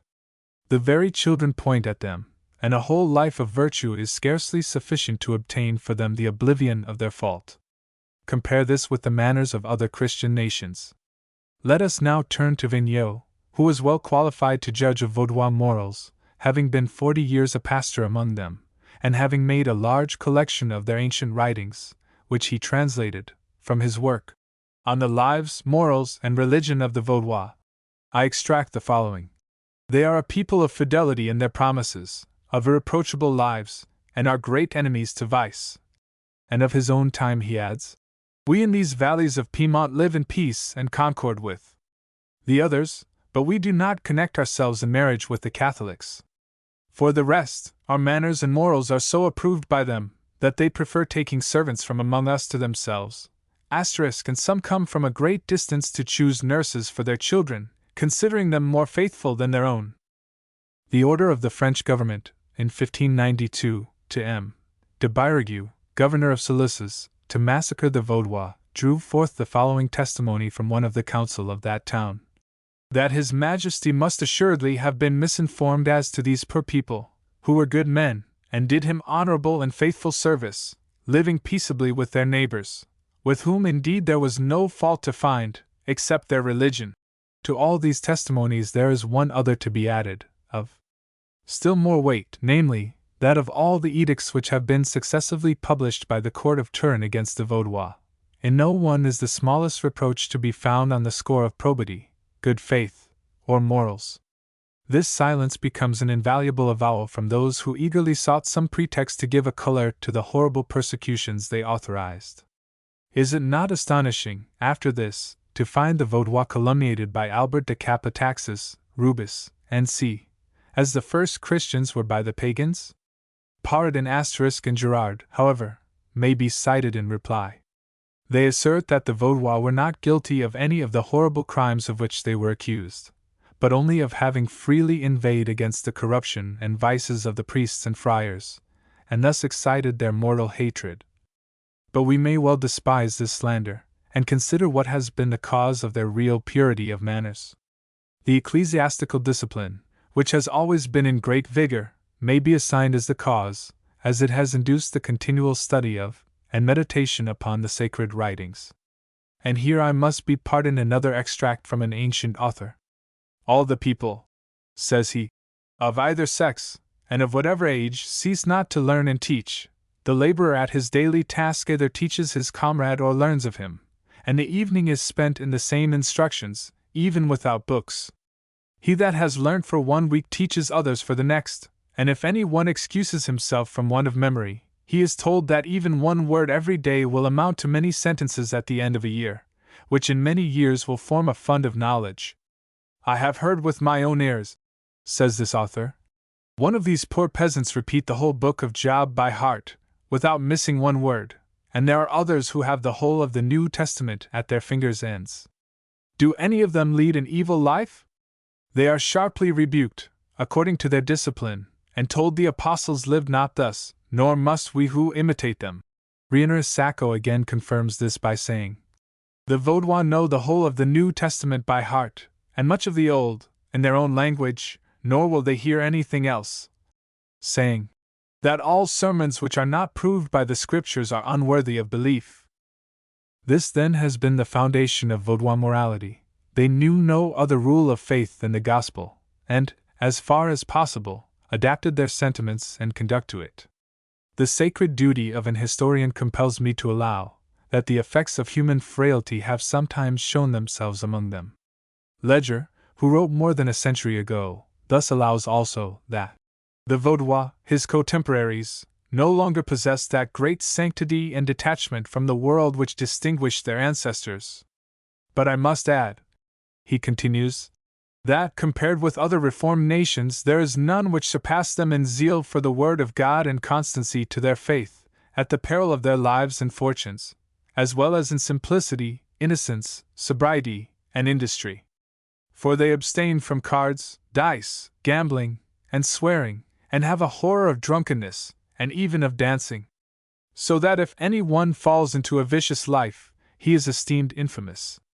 Lawsuits have been from time immemorial unknown among them, but, according to Thuanus, the first took place in the 16th century, owing to the litigious disposition of a young man, who had gained a smattering of law at the College of Turin, and sued his neighbor for having suffered some goats to browse among his cabbages. However much it may cost me to avow it, I must in my turn allow that the Vaudois have degenerated since the days of leisure. Lawsuits are beginning to become common among them, and luxury and card-playing are insensibly introduced. Nay, there are even some families who live without labor, a thing formerly unknown. The zeal for religion has also cooled in those parishes adjoining Piedmont. But these blots in the morals of my compatriots are perhaps inevitable to human weakness, which cannot approach perfection. Perhaps, too, we are carried away by the common mania of believing our ancestors ever better than ourselves. I remark this both for Ledger and myself. What we can loudly proclaim is, that still in all Europe there does not exist a people of such good faith, simplicity, frankness, and kind-heartedness, as the Vaudois of the present day. They preserve a respect for religion, a love for their duties, and a purity of opinions and morals which may in vain be sought for among other nations called Christian. And these virtues are joined to so much modesty, that they appear perfectly natural, and never ostentatious. What a touching and sublime spectacle do these people present to every kind heart and good understanding which contemplates them! They are good husbands, good fathers, kind friends, and good citizens, and have always, even in the midst of their persecutions, shown the greatest fidelity to their princes. Nay, even have, after an interval of a few days only, turned in their defense those arms which they had used against them, in the preservation of their lives and religion. During the long course of persecutions they have sustained, notwithstanding the perfidy with which they were treated, and the horrible tortures which they underwent, they have never given way to vengeance, and have contented themselves with repelling force by force. So that no instance is to be found, in their history, of a defenseless enemy having been ill-used, or of their having violated their promises, even while treated with systematic perfidy. Nor have they ever shed blood, except when their absolute safety obliged them. If so many virtues, so many good qualities, are sometimes mingled with weaknesses, we must attribute it to the imperfection of human nature, observing that it is only some individuals who are worthy of reproach, and that the mass of society is, humanly speaking, irreproachable. It would, perhaps, be possible to clear off these faint stains, if the ancient ecclesiastical discipline was again enforced, and it is in aid of this object that we have consecrated the next chapter to its description. Happy, thrice happy should I be, if this, or any part of my work, should tend to draw any of my countrymen, still more than at present, into the path of life. If this whole people, by drawing daily nearer to the Eternal One, should ever render themselves worthy to have it said of them, "This is the patience of the faithful, behold them who keep the commandments of God and the faith of Jesus." Note. Having had the opinion of my friends, the commissioners of the Walloon Synod, upon my MS, and this having been thought too bright a picture of the Vaudois morals by one of those gentlemen who had never visited the valleys, I thus replied to one of them: "I am not surprised that my picture of the manners of my countrymen should appear to you too highly colored. But if you had lived some years among these excellent people, as I have done, and then in a country where the corruption of manners is as great as it is here, and in the towns in Switzerland, you would not think so. For, although we may be degenerated from the purity of our ancestors, I protest to you, that it is only those parishes immediately adjoining to Piedmont which have incurred this reproach. In all the rest, their kindness of heart, frankness, benevolence, and zeal for religion would enchant you.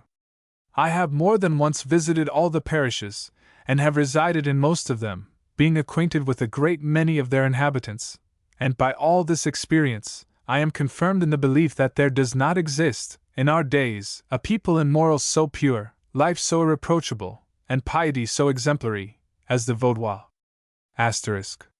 Chapter 6. On the Discipline of the Vaudois Church. That the Vaudois have preserved until the time of the Reformation the doctrines of the primitive Church, as described in the Epistles of the Apostles, has been acknowledged by Luther, Melanchthon, Bucer, and Ecolampadius, in the different letters which they addressed to our ancestors. And it was by their advice that the latter relaxed somewhat from the ancient severity of ecclesiastical government, fearing that it might estrange persons otherwise desirous of embracing their belief, and others, who having fallen into error, preferred abjuring their creed to exposing themselves to the shame of public punishment.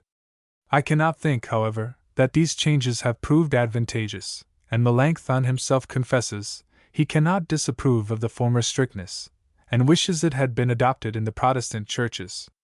It is certain that the total abolition of all discipline among the latter has been pernicious to good morals. Let us examine the methods taken by the Vaudois to preserve them uncorrupted. Public worship, and c. The public worship was always celebrated in the Vaudois language till 1630, when a pestilence swept off the whole of the barbs, then 15 in number, with the exception of 2, who were inefficient from age. In consequence, pastors were invited to come from France and Geneva. As these knew neither Vaudois nor Italian, they preached in French, a custom which still continues. Though the churches have long been served by Vaudois, but though few families speak French habitually, there is no one who does not perfectly comprehend it, all their books being in French, and consequently the children always receive their instruction in that language. They make use of the Swiss liturgy, not having it in their power to print one of their own.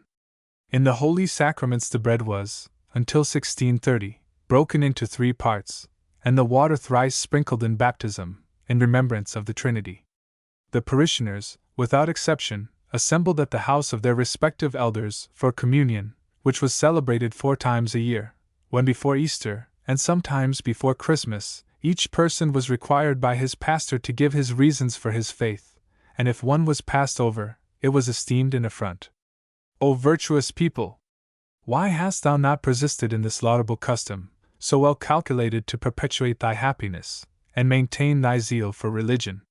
Before the time of the plague above mentioned, the pastors each year were subject to a visit from the moderator and 2 members of the synod, who, after minute inquiries, made their report to the synod. The foreign clergy would not submit to this ordinance, and though it has been since re-established, these perquisitions have not been made with the same strictness. The ancient pastors were also accustomed to invite the censure of their consistory once a year, upon anything they might disapprove, and, after general consultation, the first of the elders freely gave his opinion of the conduct of the pastor. Ecclesiastical punishments were also severe. A murderer, adulterer, or lewd person could only be reconciled to the church after having given unequivocal proofs of repentance, and a long exclusion from the sacrament.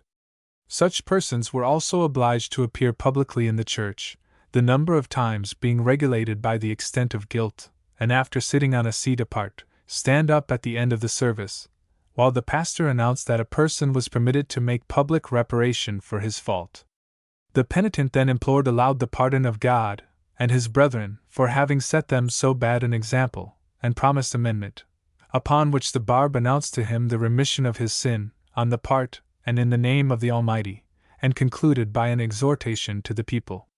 This custom is authorized, nay, prescribed by the Gospel, as one of great utility. I must, however, repeat, sins of this nature are still extremely rare in the valleys. Games of hazard were never permitted, and dancing was so strictly forbidden that the wife of a pastor was publicly censured for having been present at a May Day dance in Luzerne, though she did not herself take part in it. There are also, says Ledger, ordinances against blasphemy and swearing, but during the 23 years I have been minister, and 12 moderator, no one instance of the kind has ever occurred, and I am convinced in a whole century here one should not hear the name of God taken in vain. The consistories in each parish are composed of the pastor, the elders, and the deacon.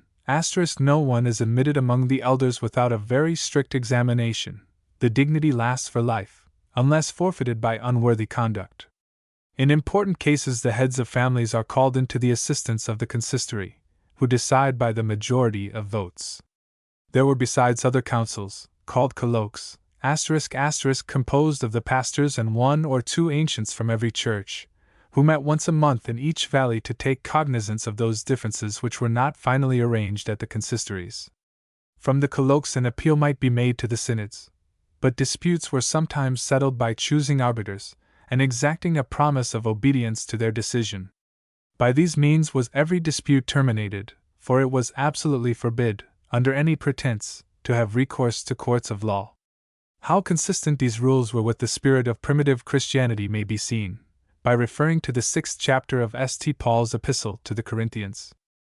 The synods were the most solemn and general councils of the Vaudois, and were formerly held every year, but now every 2nd year, at each parish in turn, excepting the 4 most remote. They consist of the pastor and 2 elders from every parish, together with a commissioner from the sovereign, who, however, is not allowed to speak in the discussions. This assembly forms a court of dernier resort to all others, appoints pastors and schoolmasters, and creates a moderator, adjoint, and secretary, who, under the name of La Table, form a committee for the management of affairs, until the meeting of the next synod. But the synods do not assume the right of interfering in matters of faith. Indeed, I find that all the articles of belief, and declarations of faith by our ancestors, have been drawn up in special general assemblies, consisting not only of pastors and elders, but also of such heads of families who could attend. As, for example, the Articles de Union de Valais, in 1571. At the opening of their synods the pastors preach in turn, and it is then only that the Catholics permit the members of their church to attend such sermons, which they do in great numbers. Chapter 7. Of the Barbs or Pastors. This name, which originally signified uncle, was generally given to those persons treated with any particular respect and reverence, and was used to distinguish the pastors, until the calamity of 1630, mentioned above. These Barbs were, says Ledger, models of all virtue, pious, humble, innocent, mild, and peaceable, as well as diligent, laborious, and vigilant in their office, faithful laborers in the Lord's vineyard. They consecrated all their time and talents to the care of souls, exposing themselves to reproaches and persecutions, nay, even death itself in defense of the truth, despising the vanities, luxuries, and honors which the world offered to them. In a word, they fulfilled to the utmost every duty of nature and society. Among them many were married, others remained single, on account of the changes of abode then so often necessary to keep up a correspondence with distant countries, particularly, since the 12th century, with Bohemia, Germany, Gascony, Provence, Dauphine, Languedoc, England, Calabria, and Apulia. Our Barbs visited each of those countries in turn, preaching and animating the courage of their brethren, and the money necessary for their journeys and support while absent was furnished them from the valleys. Besides preaching, they occupied themselves in making copies of the Holy Scriptures for the use of their flocks. Many of them studied medicine and surgery, an occupation the more laudable as medical men have always been very scarce in the valleys, only one residing even now in the valley of St. Martin, and none in that of Luzerne, except the apothecary of the Catholic town of that name. It is true that the frugal manner of life among the Vaudois renders their assistance little necessary, and well acquainted as were our ancient Barbs with the simples, with which our country abounds, they found among them almost all the remedies required. There were some of these venerable men, who, like the apostles, applied themselves to mechanical arts, but the most particular object of their care was the instruction of youth, and especially those intended for the church. In the most ancient times, the studies of the latter were confined to the learning by heart the Gospels of St. Matthew and St. John, and the Epistles, with a good part of the writings of Solomon, David, and the prophets, after which, on presenting good testimonials, they were admitted into the ecclesiastical order, by the imposition of hands. Not only the inhabitants of the valleys, but the youth of distant countries came to have the instructions of our Barbs. For Illyricus, the papist author before quoted affirms, I find that it was common, nay, customary, for Bohemians to travel from their country to their Valdensian preceptors in Lombardy, as if to some school or college for the sake of studying divinity. The history of Alsace, Libai, makes a similar statement with regard to the Alsatians preparing themselves for holy orders. The cavern, which served for the academia of our venerable barbs, where they sowed and cultivated the principles of their pure and blameless religion, and whence they spread them through the world, is still in existence. It is the cavern of the famous Prix du Tour in the parish of Angragne. Besides this sacred college, there was, and still exists in each parish, one or more schools, where the children of both sexes are instructed in writing, reading, arithmetic, and sacred music, well as in the elements of religion. There are also 2 Latin schools, where those destined to the study of divinity learn Latin, and a little Greek, previous to their removal to Lausanne or Geneva. No doubt, how different is this instruction from the method pursued in our days. It sufficed then to have studied the Christian religion in the gospel. But now a minister of the gospel must pass the flower of his youth in learning sciences which certainly do not render him a more zealous and virtuous Christian than he would have been had he studied alone at the school of Jesus. Now, for 4 or 5 years he is to groan beneath the study of languages *, then he goes on to the study of the belles lettres, and then to philosophy, of little use indeed to him, and indeed injurious, as it is taught at some universities. See here, 10 years of labor and expense. And for what? To gain a knowledge of subjects which have no connection with the science of happiness. 10 years, during which, the youth who has devoted himself to the preaching of the gospel has scarcely heard mention made of it, or if he has, only as a necessary part of his studies, while he should have made it his principal object. After this comes theology, which surely ought to consist in the simple, but fundamental and thorough knowledge of revelation, the proofs which establish its truth, and above all, the duties which it recommends. Is this the method of study in the colleges? By no means. It is not the gospel which they teach, it is the various opinions of commentators and heads of sects on different passages of the sacred writings. Is this to conform to the spirit of religion? Is it not, on the contrary, to engage one's self in that pretended wisdom, that futile science it so much reproves? Let me be allowed freely to say that I consider the manner in which the Christian religion is taught and learned in our days as the principal obstacle to its progress. The gospel has no need of all this paraphernalia of science to affect the feelings or judgment. It possesses in itself all that is necessary to produce these happy effects. I have only to cast a glance back upon our good ancestors, when our barbs studied the Bible alone, to be confirmed in my opinion. Is there now among the nations regarded as the most enlightened any example of a society which has attained to such a degree of perfection? Surely, if the answer is in the negative, we must not deny the source of the superiority of the ancient Vaudois over other nations, and even over the Vaudois of the present day. It is true that the studies of our young divines have not always been so simple. Logic, together with Italian, French, and Latin, were added, but still there was nothing like the present course of study. I deny not that all these sciences, with which it is wished to adorn divines, may be very useful in the countries where they are taught, as France, Germany, England, Switzerland, and the United Provinces, but I believe all this apparatus of learning to be totally useless in our valleys, and that it is consequently in vain to condemn so many youths, destined to the priesthood, to such heavy expense and waste of time. And every enlightened person will be aware of the cruelty of awakening these young men to the pleasures of learning and science, when on their return to their homes, they must abandon them from poverty, want of time, and their isolated situation. For to whom can they communicate their sciences? To the Vaudois? They understand the gospel alone, and are indifferent as to the rest. It must be remarked that the object of this note regards the Vaudois alone, and that it has been added with a view of drawing their attention to the establishment of a college, of which the author has drawn up a plan, which will be added at the end of the history.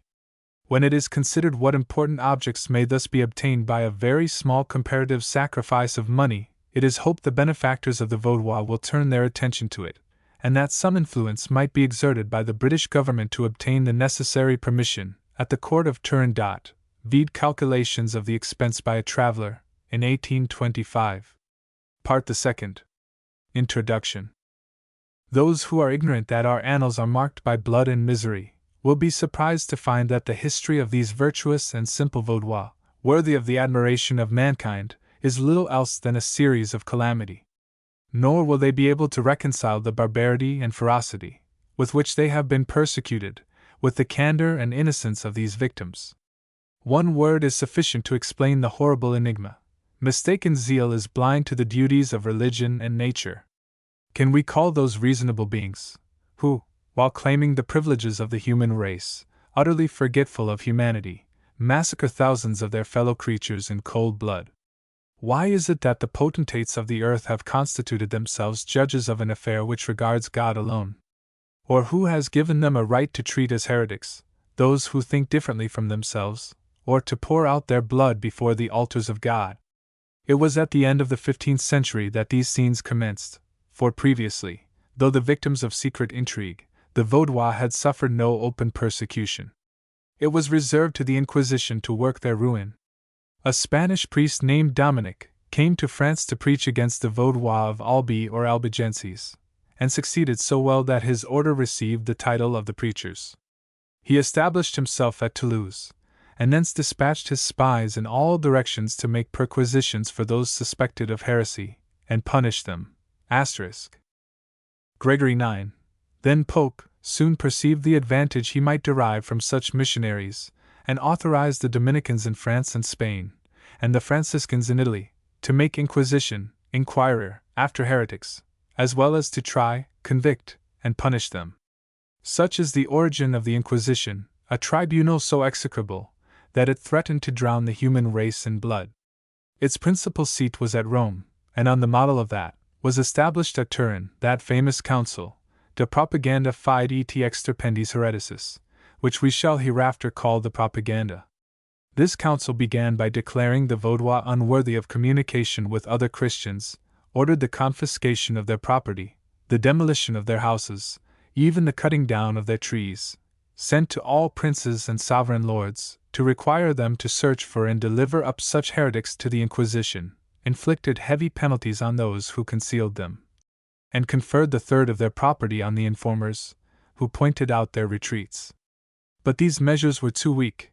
The court of Rome aimed at the utter extirpation of this unhappy people, and committed to its ministers the power of delivering over to the secular arm, that is, of putting to death without mercy all those they considered heretics. Nay, these ferocious missionaries pronounced sentence against corpses which had been buried 20 and 30 years, dragged them from their tombs to flaming piles, and confiscated the possessions of the families to which they belonged. A father was forced to give evidence against a son, a sister against a brother, a wife against her husband. The bonds of nature, blood and friendship, were esteemed as nothing to the objects of the Inquisition. Even those suspected of heresy were rigorously punished, if they could not procure witnesses to swear to their innocence. The accused was ignorant of the name of his accuser, nor was he allowed any advocate, except such as might be chosen by the Inquisition. One witness alone was sufficient for condemnation to the torture, and even where the crime could not be proved, the victim was never acquitted, but his name was branded with infamy, and remained inscribed on the registers of this relentless tribunal. I content myself with referring my readers to L'Histoire de la Religion des Églises Réformées by Basnage, 1725-42, where they will discover ample proof that the above statement is not overcharged, and find extracts of the acts of the Inquisition of Toulouse, erected against the Vaudois and Albigenses. I cannot, however, refrain from transcribing some of the articles which have served as rules to the inquisitors in the persecutions of our ancestors. Some of the rules followed by the inquisitors in their proceedings against the Vaudois: that no one can be received as a penitent or admitted to absolution, if guilty of directly or indirectly concealing a heretic.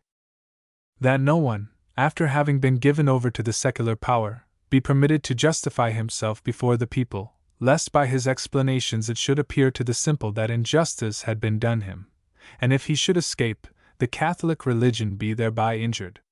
That no one condemned before the people shall be pardoned, even should he retract, and promise conversion, for a sufficient number of these heretics could never be burnt, if they were suffered to escape on such pretexts, because these promises, being only drawn from them by the fear of torments, would not be observed, and if they should promise conversion before the people, and death be then inflicted. The people might think them unjustly treated. Therefore it is best never to let them speak before the people. That during examinations the inquisitor should always have a book open before him, appearing to have therein registered a quantity of depositions, and indeed the whole life of the heretic. Inevitable death must be placed before his eyes, if he refuses to confess and renounce his heresy.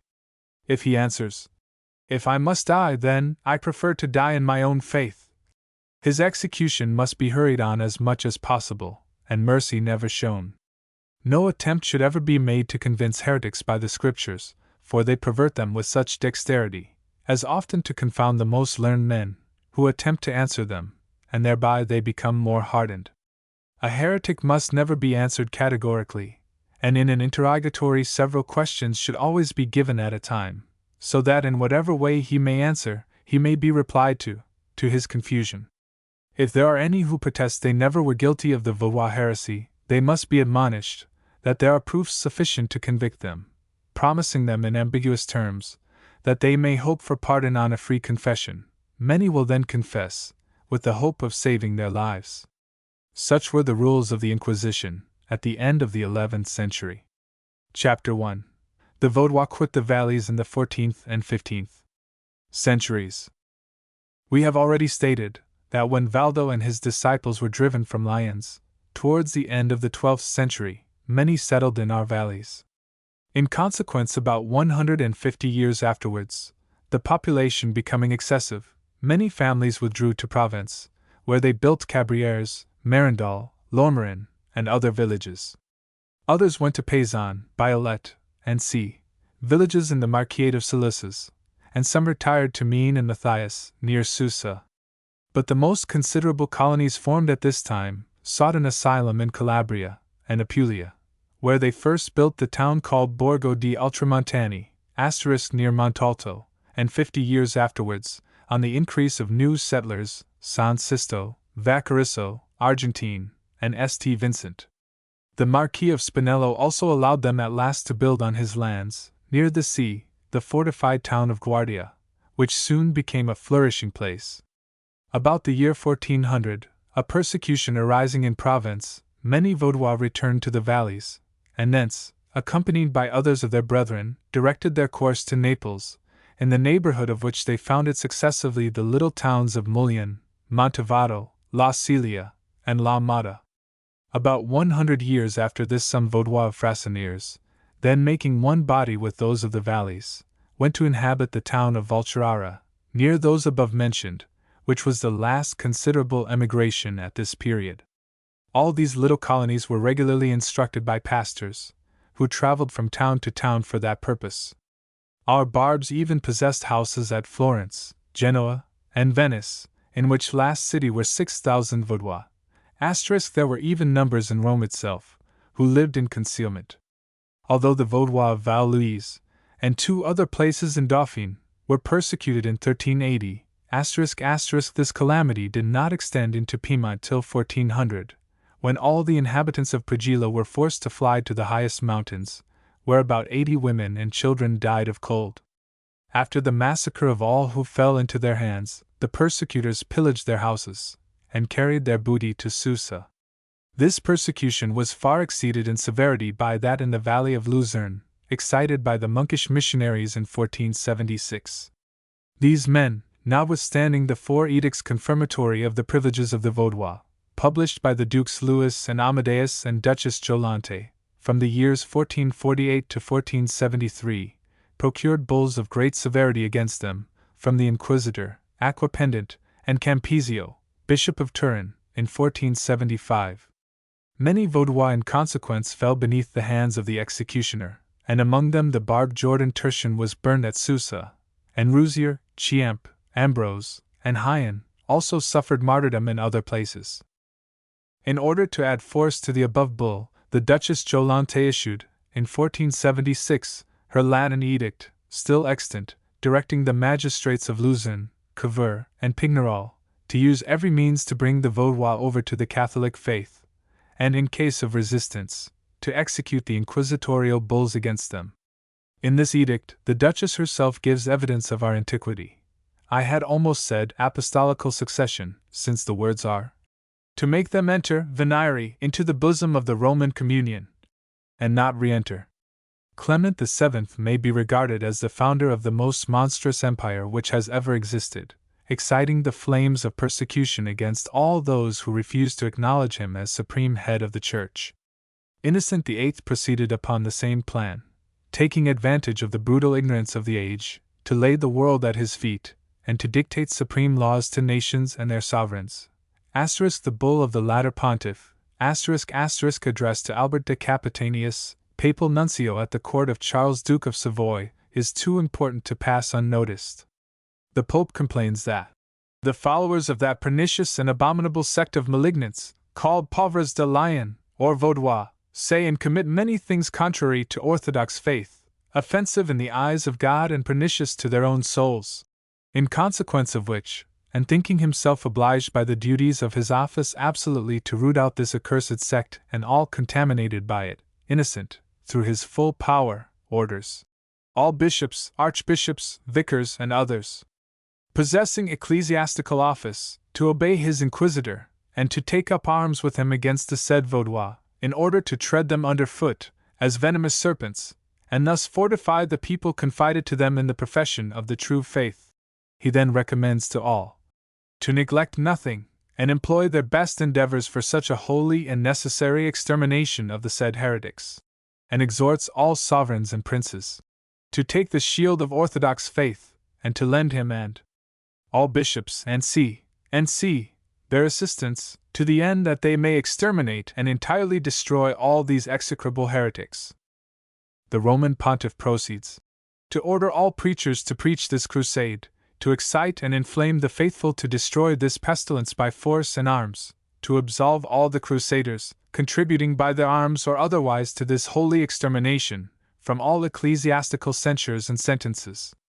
He grants to all the crusaders a dispensation for all irregularities. He recommends to all inquisitors to make composition with all those who have goods or possessions unjustly acquired, provided they will employ them for the extermination of the heretics. And he gives to all persons fighting against the latter full indulgence and remission of all the sins they may have committed, and this pardon is to extend even to the moment of their death. He also gives to the crusaders the right to take possession of all goods of heretics, movable and immovable. The missionaries shall command all those in the service of these heretics to leave them, and to obey our apostolical commands, under pain of excommunication. All those who have any debt or promise due to these Vaudois shall hold themselves as free from it, and discontinue all commerce with them. All those disobedient to these commands shall be deposed from all their orders, rank, and dignities, whatsoever they may be, and the ecclesiastics shall lose their benefices, the laity their honors, titles, fiefs, and privileges, becoming infamous, and incapable hereafter of holding any office or employment. Such is this series of horrible maxims, subversive alike of all justice, humanity, and religion. This bull, which was followed by an apostle from the legate, almost as long, and signed by 2 notaries of Pignerol, authorized by the Duke of Savoy, to publish it in all his territories, was the cause of 800,000 Vaudois being put to death in different parts of Europe. Ledger vouches for this fact.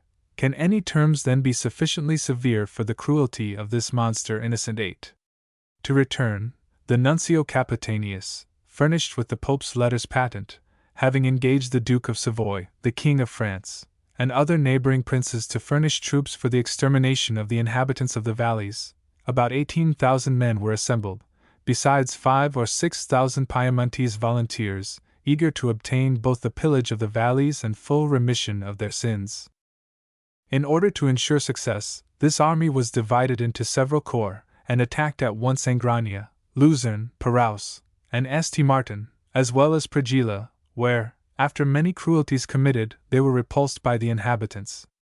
The chief attack was made in the valley of Angrania, towards Roccal-Magnal, where the Vaudois were prepared to receive it. Some of the advance guard had armed themselves with a kind of long wooden cuirass, which defended the men, and from which the arrows rebounded, and under this living rampart the second rank made good use of their long crossbows, but were on the point of yielding to superior numbers, when one rebel, indignant at the insulting shouts and imprecations of Valdenses, who commanded the enemies, shot him with an arrow, upon which his troops were struck with a panic and fled.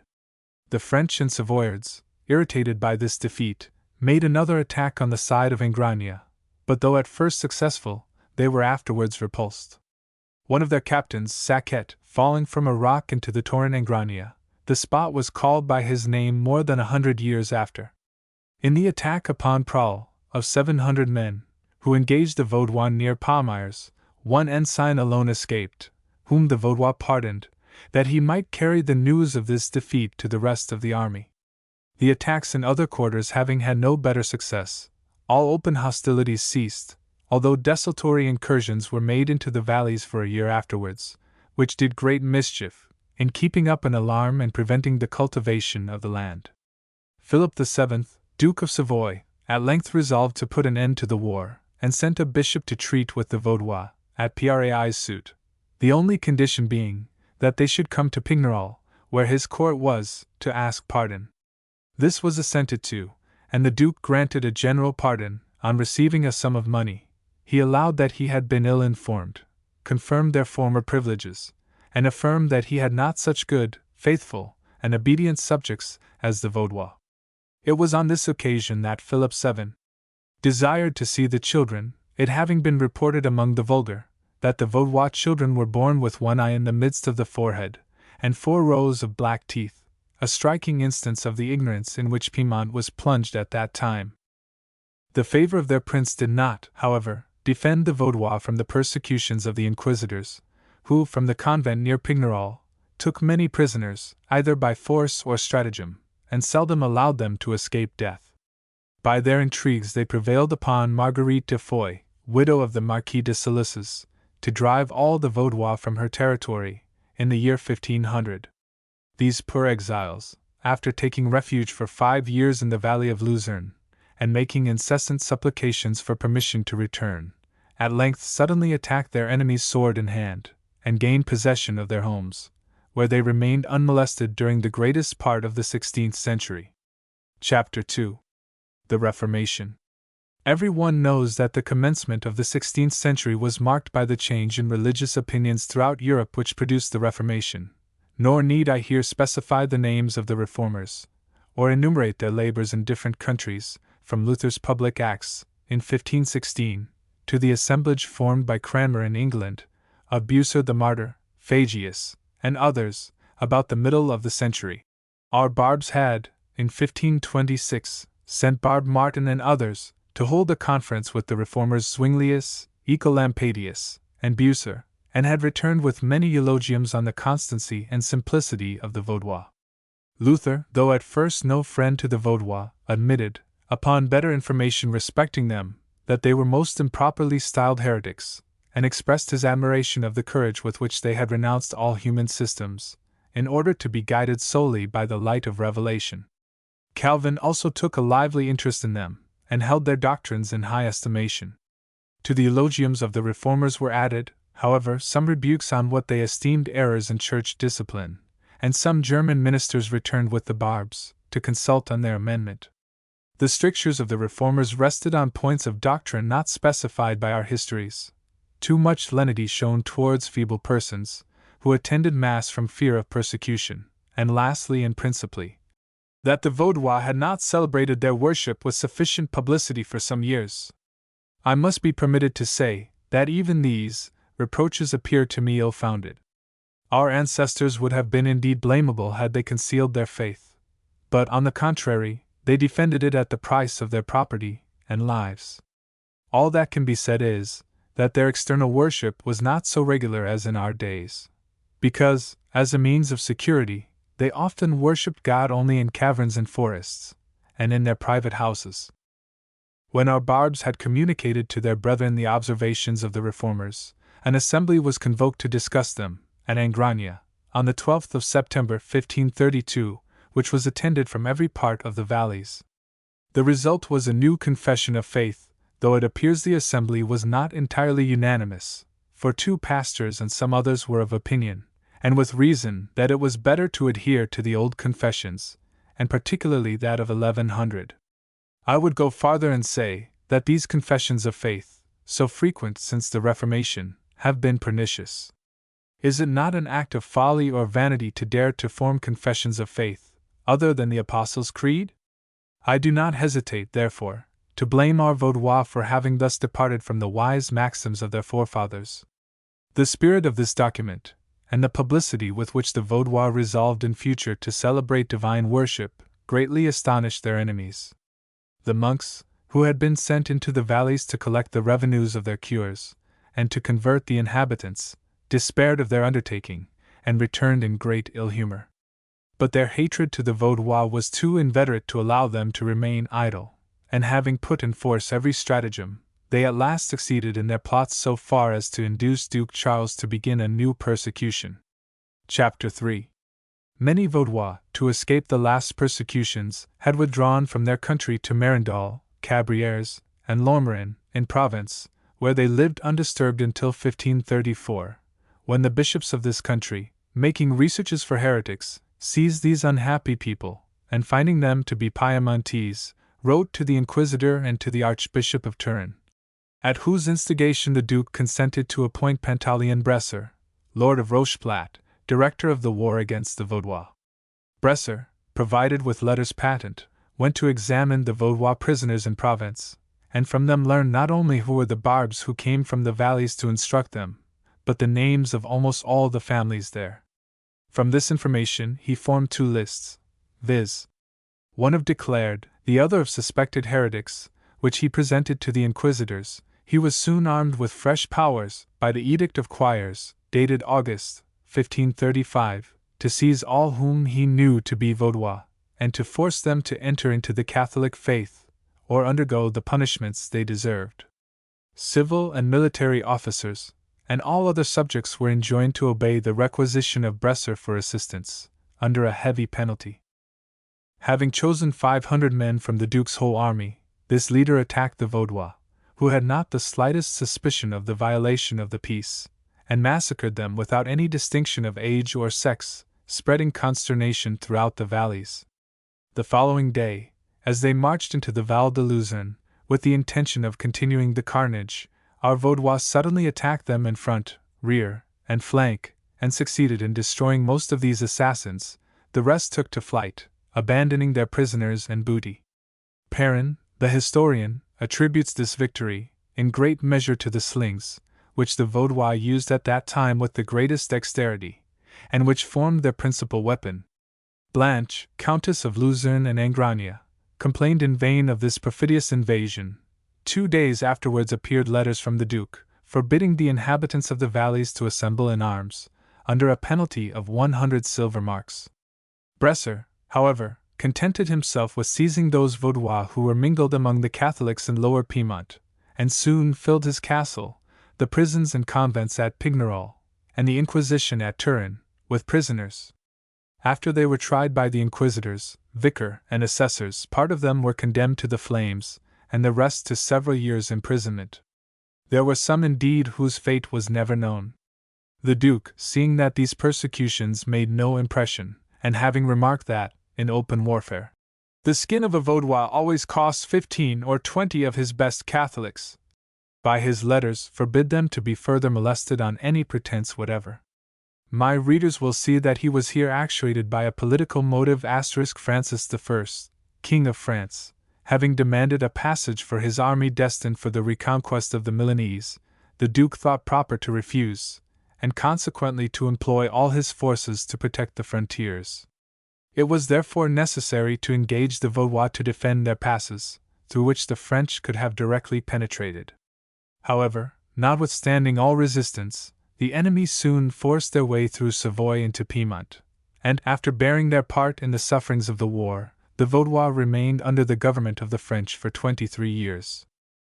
They were during that time little disturbed on account of their faith, although some individuals occasionally fell victims to the fanaticism of the Inquisition. Chatillon Girardet, of Estigene, was burned at Revel in 1535.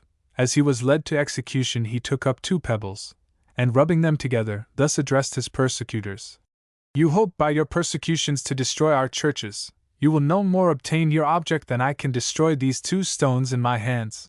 after which he submitted to his fate with admirable resignation. In 1536, the Barb Martin Ganon, of Angrania, as remarkable for his learning as for his piety, was seized at Grenoble, on his return from Geneva, and thrown into the Yser for his perseverance in the faith. The Vaudois at this time resolved on publishing the Bible, having only the New Testament and some books of the Old, which were sparingly scattered among them. This they accomplished at the expense of 1,500 gold crowns, paid to the printer at Neufchâtel, who undertook the work. The translation was made by the Barb Robert Alatin, with the assistance of his relation the celebrated Calvin. Though some say that the version of Lefebvre d'Estaples, prepared a few years before, served them for a model, it is certain that this translation of Olivetan's was used as the basis for almost all those since published. It was revised and reprinted by the Academy of Geneva in 1588. We have mentioned the commencement of the persecutions of the Vaudois in Provence in 1534. They were revived in 1540, by the Parliament of Aix citing the inhabitants of Merindol to appear before them. When they refused to do so on account of the danger they would be exposed to, they were condemned to the loss of their lives and possessions. The execution of this barbarous sentence was deferred till 1545, when Cardinal Turnon obtained permission to proceed by force of arms. Minier, President of the Parliament and Lieutenant of the King, was the principal executioner. Having marched from Aix on the 16th of April, he commenced by burning the villages of Pepin, La Motte, and St. Martin, and massacred all the inhabitants, sparing neither age nor sex. On the 17th, he ravaged and burnt Lourmarin, Villars, Trismeans, and Jensen. On the 18th, he set fire to Merindol, when he put to death a child, the only one remaining of its inhabitants. And finally, on the 19th, this monster destroyed the town of Cabrieres, where 800 victims scarcely satiated his thirst for blood. The assassins under Minier's command even extended their cruelties to infants yet unborn, in a manner too shocking to relate. Those who escaped from this horrible carnage fled to the valleys and to Geneva, but after some years, returned to take possession of their property. While these scenes were acting in the south of France, Pope Paul III excited the Parliament of Turin to similar acts in the valleys, then under the French dominion. To a petition for mercy, the only answer returned by Francis I was, that if they did not conform to the laws of the Roman Communion he would punish them as obstinate heretics, since he did not burn such persons in France to tolerate them among the Alps. They were then enjoined to send away their barbs and receive Roman Catholic priests to celebrate the Mass. The Vaudois replied courageously that it was impossible for them to obey such commands, that they were always ready to render unto Caesar the things which belonged to Caesar, but that they would render unto God what pertained to him, however dearly such obedience might cost them. No doubt, at another time, this would have excited a general persecution, but Francis had too much to do to employ his forces against them. The Parliament, therefore, contented itself with individual persecution, and ordered all judges and magistrates vigorously to assist the officers of the Inquisition, and to commit to the flames all the Vaudois who might fall into their hands. In consequence many suffered, and among them one Hector, a bookseller, who was burnt 1555, in the square of the castle at Turin, and behaved with great heroism. Until this time the houses of the Barbs had served for the churches of their flocks, but they were now considered as too small, and it was decided to build temples. The first erected was St. Lawrence, at Angrania, but others were built in Val Luzerne and Val St. Martin in the same year, 1556.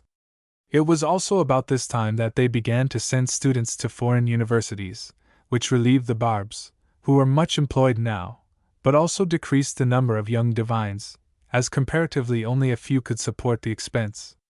The number of pastors having at length greatly diminished, recourse was had to Switzerland to fill up vacancies. 2 commissioners were sent this year, on the part of the king, to command all to go to Mass. But after a tour in the valleys they were convinced that their threats and promises were equally ineffectual, and returned with the intelligence that the Vaudois were determined to resist to the last extremity. This information was transmitted by the Parliament to Francis, whose answer was received the year after, 1557, and consisted of a peremptory order to all the Vaudois to receive the Mass, under penalty of confiscation and death, and to send 12 of the principal inhabitants, and all the pastors immediately to the prisons of Turin, to receive the condemnation they deserved. The Vaudois to this replied much as before, with unshaken resolution. And though the Parliament of Turin cited a great number by name to appear before them, none presented themselves. 2 barbs perished this year by the hands of the executioner. Sartoris, who was seized and burnt at Aosta, and Varel, who suffered the same horrible fate at Turin. He was the son of Varel, who commanded the troops against the Vaudois in 1488, and had been a monk and a missionary. But the arguments used by his opponents, during his discussions with them, having at length made a strong impression upon his mind, he renounced the Catholic faith, though he was in the suite of a nuncio in France, retired to Geneva to complete his studies, and then served as pastor of the church of St. Jean, till, yielding to an invitation to visit the brethren at Busk, he was seized at Barges on his return. The intercession of the Protestant princes of Germany procured repose for the Vaudois till 1559. When peace was signed and Duke Emmanuel Philibert regained most of his territories, and concluded a marriage with Margaret of France, sister to King Henry. They at first seemed favorably disposed to the Vaudois, who now again fell under the Piemontese dominion.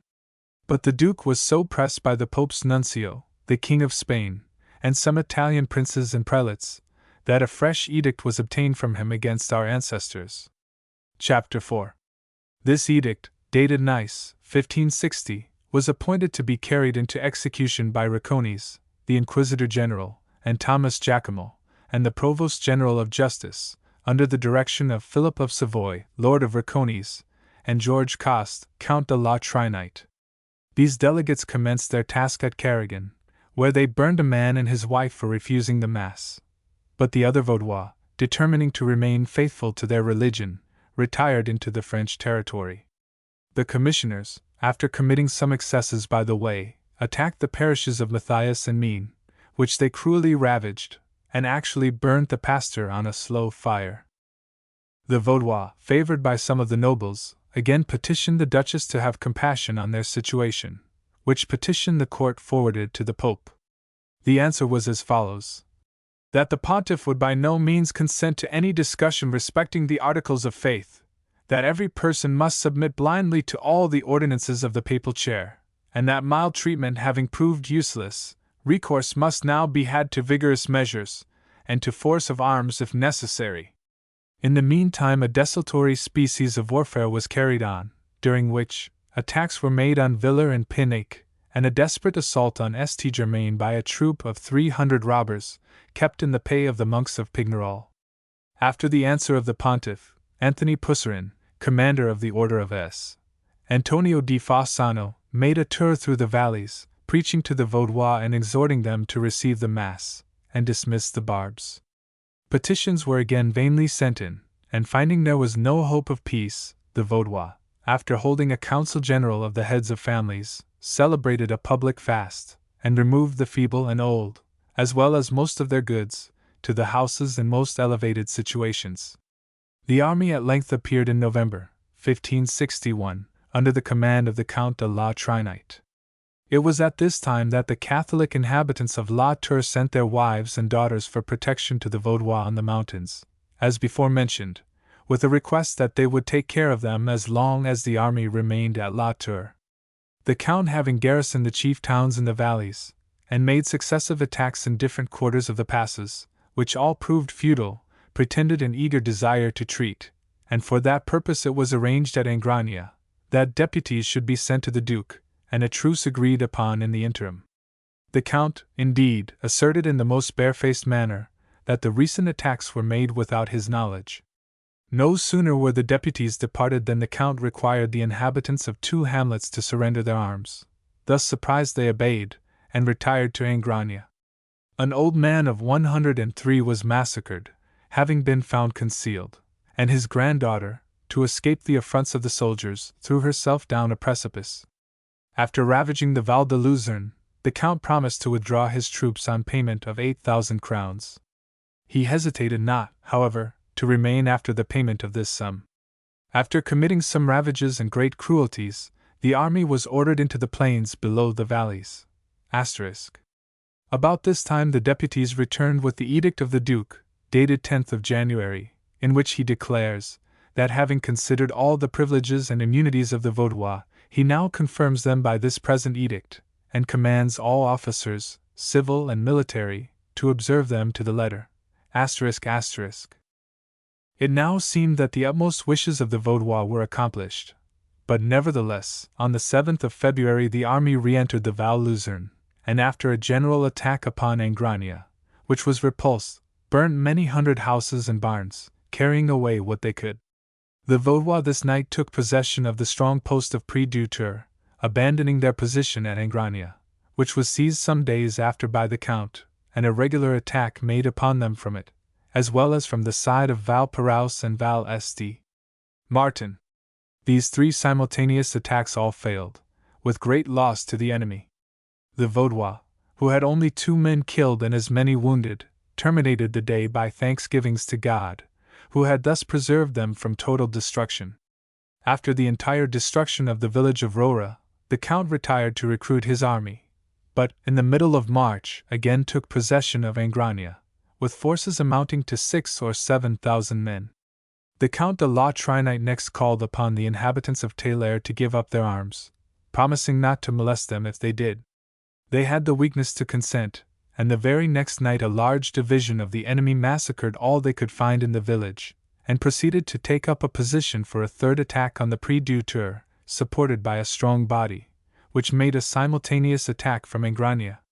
On the arrival of those who had gone by Télaire at a narrow pass, near Près-du-Tour, they were for some time held in check by only 6 Vaudois, 3 of whom occupied the pass, while the others rolled down rocks and stones from above, until a reinforcement came up and forced the enemy to retreat. The attempt from Angrania was equally unsuccessful, and the enemy was even pursued to the castle of La Tour. It would have been easy to have killed many more of the fugitives, had not the Barbs, with the ardent benevolence of true Christians, given strict orders to act only on the defensive, and on all occasions to spare the effusion of blood. On this memorable occasion the Vaudois had but 4 killed and wounded, which the enemy has never contradicted, though the behavior of the defenders of Près-du-Tour made a great impression on them, one officer declaring that in no war had he ever seen soldiers so dismayed as when they were led against the Vaudois, and another, bringing the remains of his company to the Count, absolutely refused again to engage in such expeditions. It must be remarked that among the reinforcements of the Count were 10 companies of infantry and some other troops, all composed of picked men, sent by the King of France at the request of the Duke.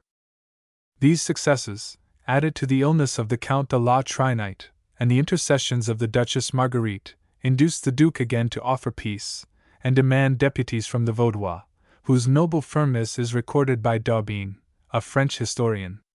Chassencourt, who was appointed to meet them, rudely demanded, "How dare such wretches as you treat with the prince against whom you have made war? Or how can such poor ignorant shepherds, who deserve a gibbet for your folly, have the assurance to contest religious points with a great prince, advised by men of learning and authorized in his belief by the whole world?" "Sir," replied the most aged of the deputies, "it is the goodness of our prince who has called us, which gives us the assurance to appear before him.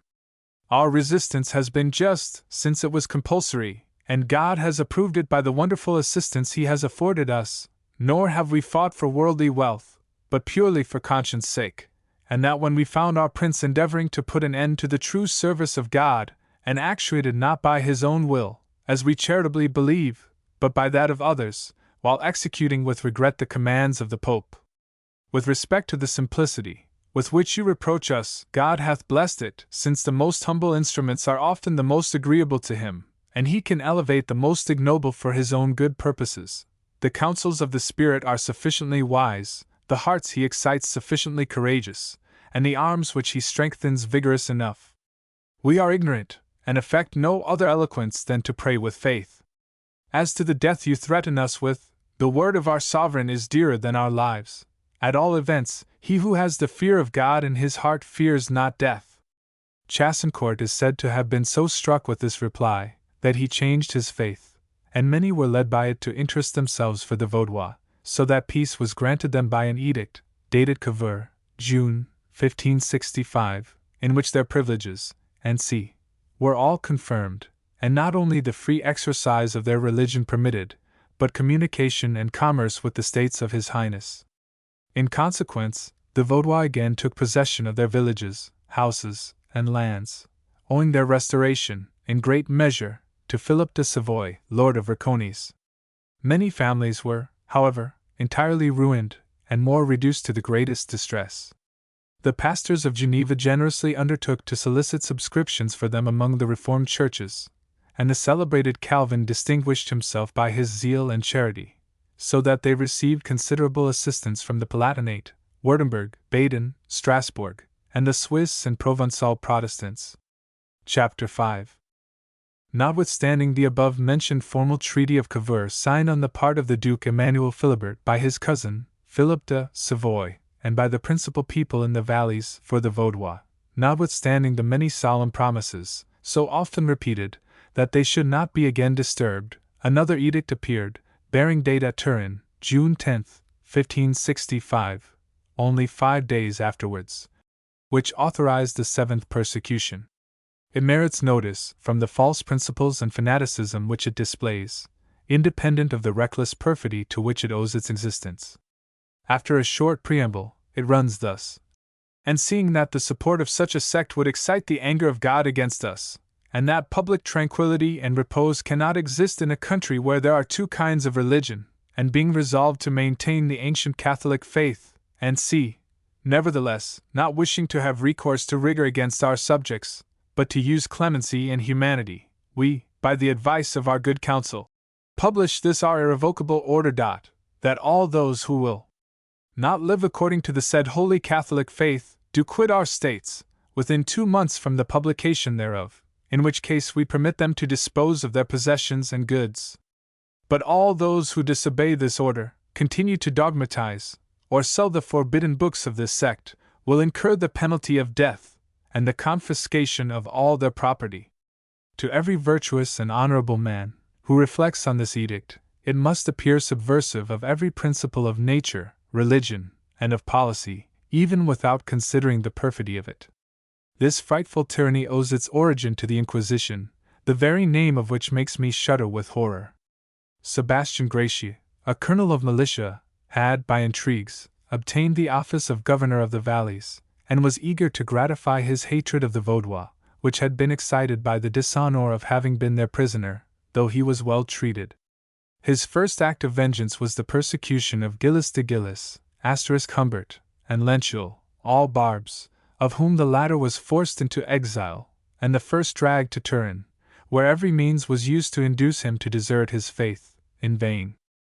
The persecution also extended to Lower Piedmont, where the Fiscal General, Barberi, conducted it.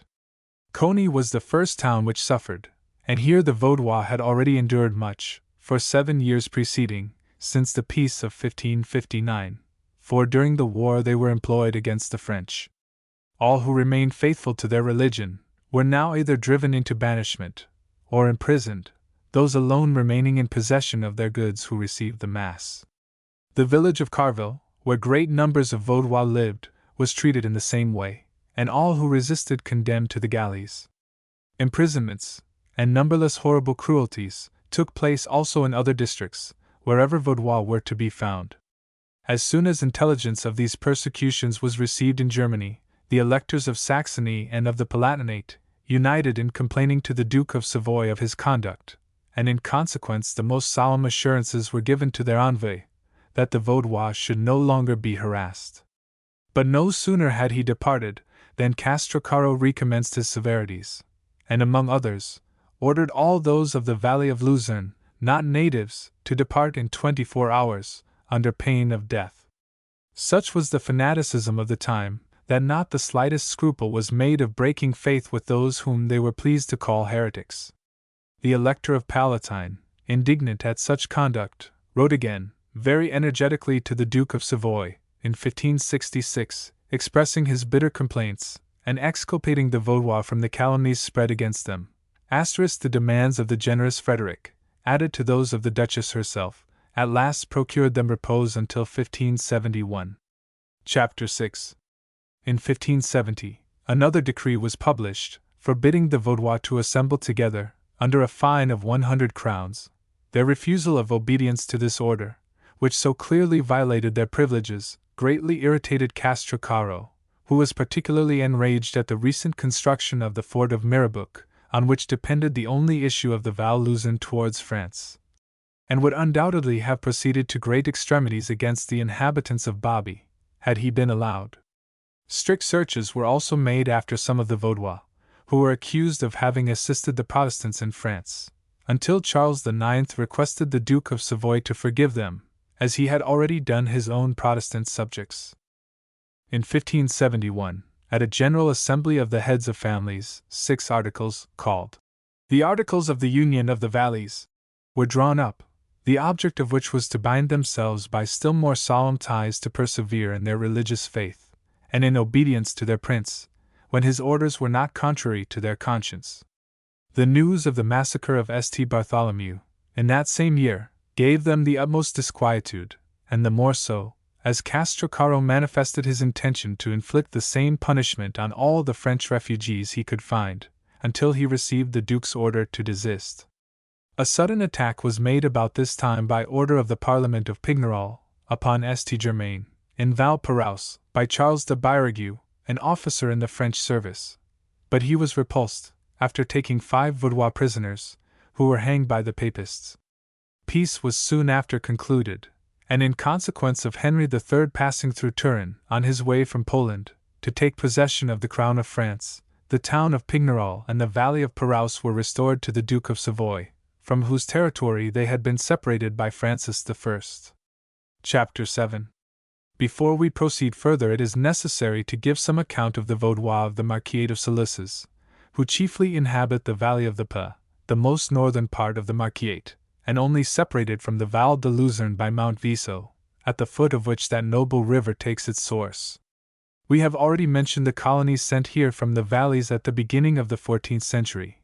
These increased into numerous flourishing churches, among which those of Pravlium, Biolet, Biotinet, and Dronier were the principal ones, in 1561, when they had no less than 9 barbs distributed among these and other towns. They had experienced only partial persecutions till 1572, when, being then under the French government, after the dreadful day of St. Bartholomew, M. Birague, governor of the Marquisate, received an order to put the chief Vaudois to death, and particularly those whose names were transcribed in an accompanying list. On referring to the council, after much discussion, the archdeacon remarked that false reports could alone have changed the sentiments of the king, who had before commanded that his Protestant subjects should be treated with lenity, and he advised that a representation of their good conduct should be sent back, with a request for further orders.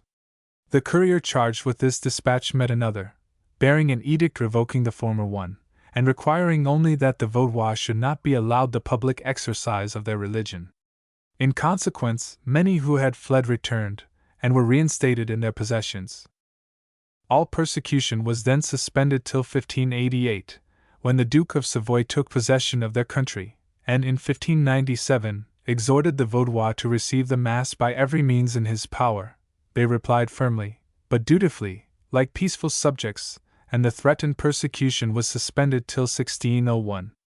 When Charles Emmanuel became absolute master of the Marquisate, in exchange for Bresse, he published an edict, commanding that every Vaudois, who did not declare his intention of receiving the Mass in 15 days, should leave the country within 2 months, and never return, under pain of confiscation and death.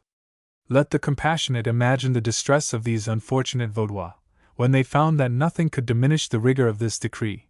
They were forced to abandon all their property and retire, some to France, and others to Geneva and the valleys.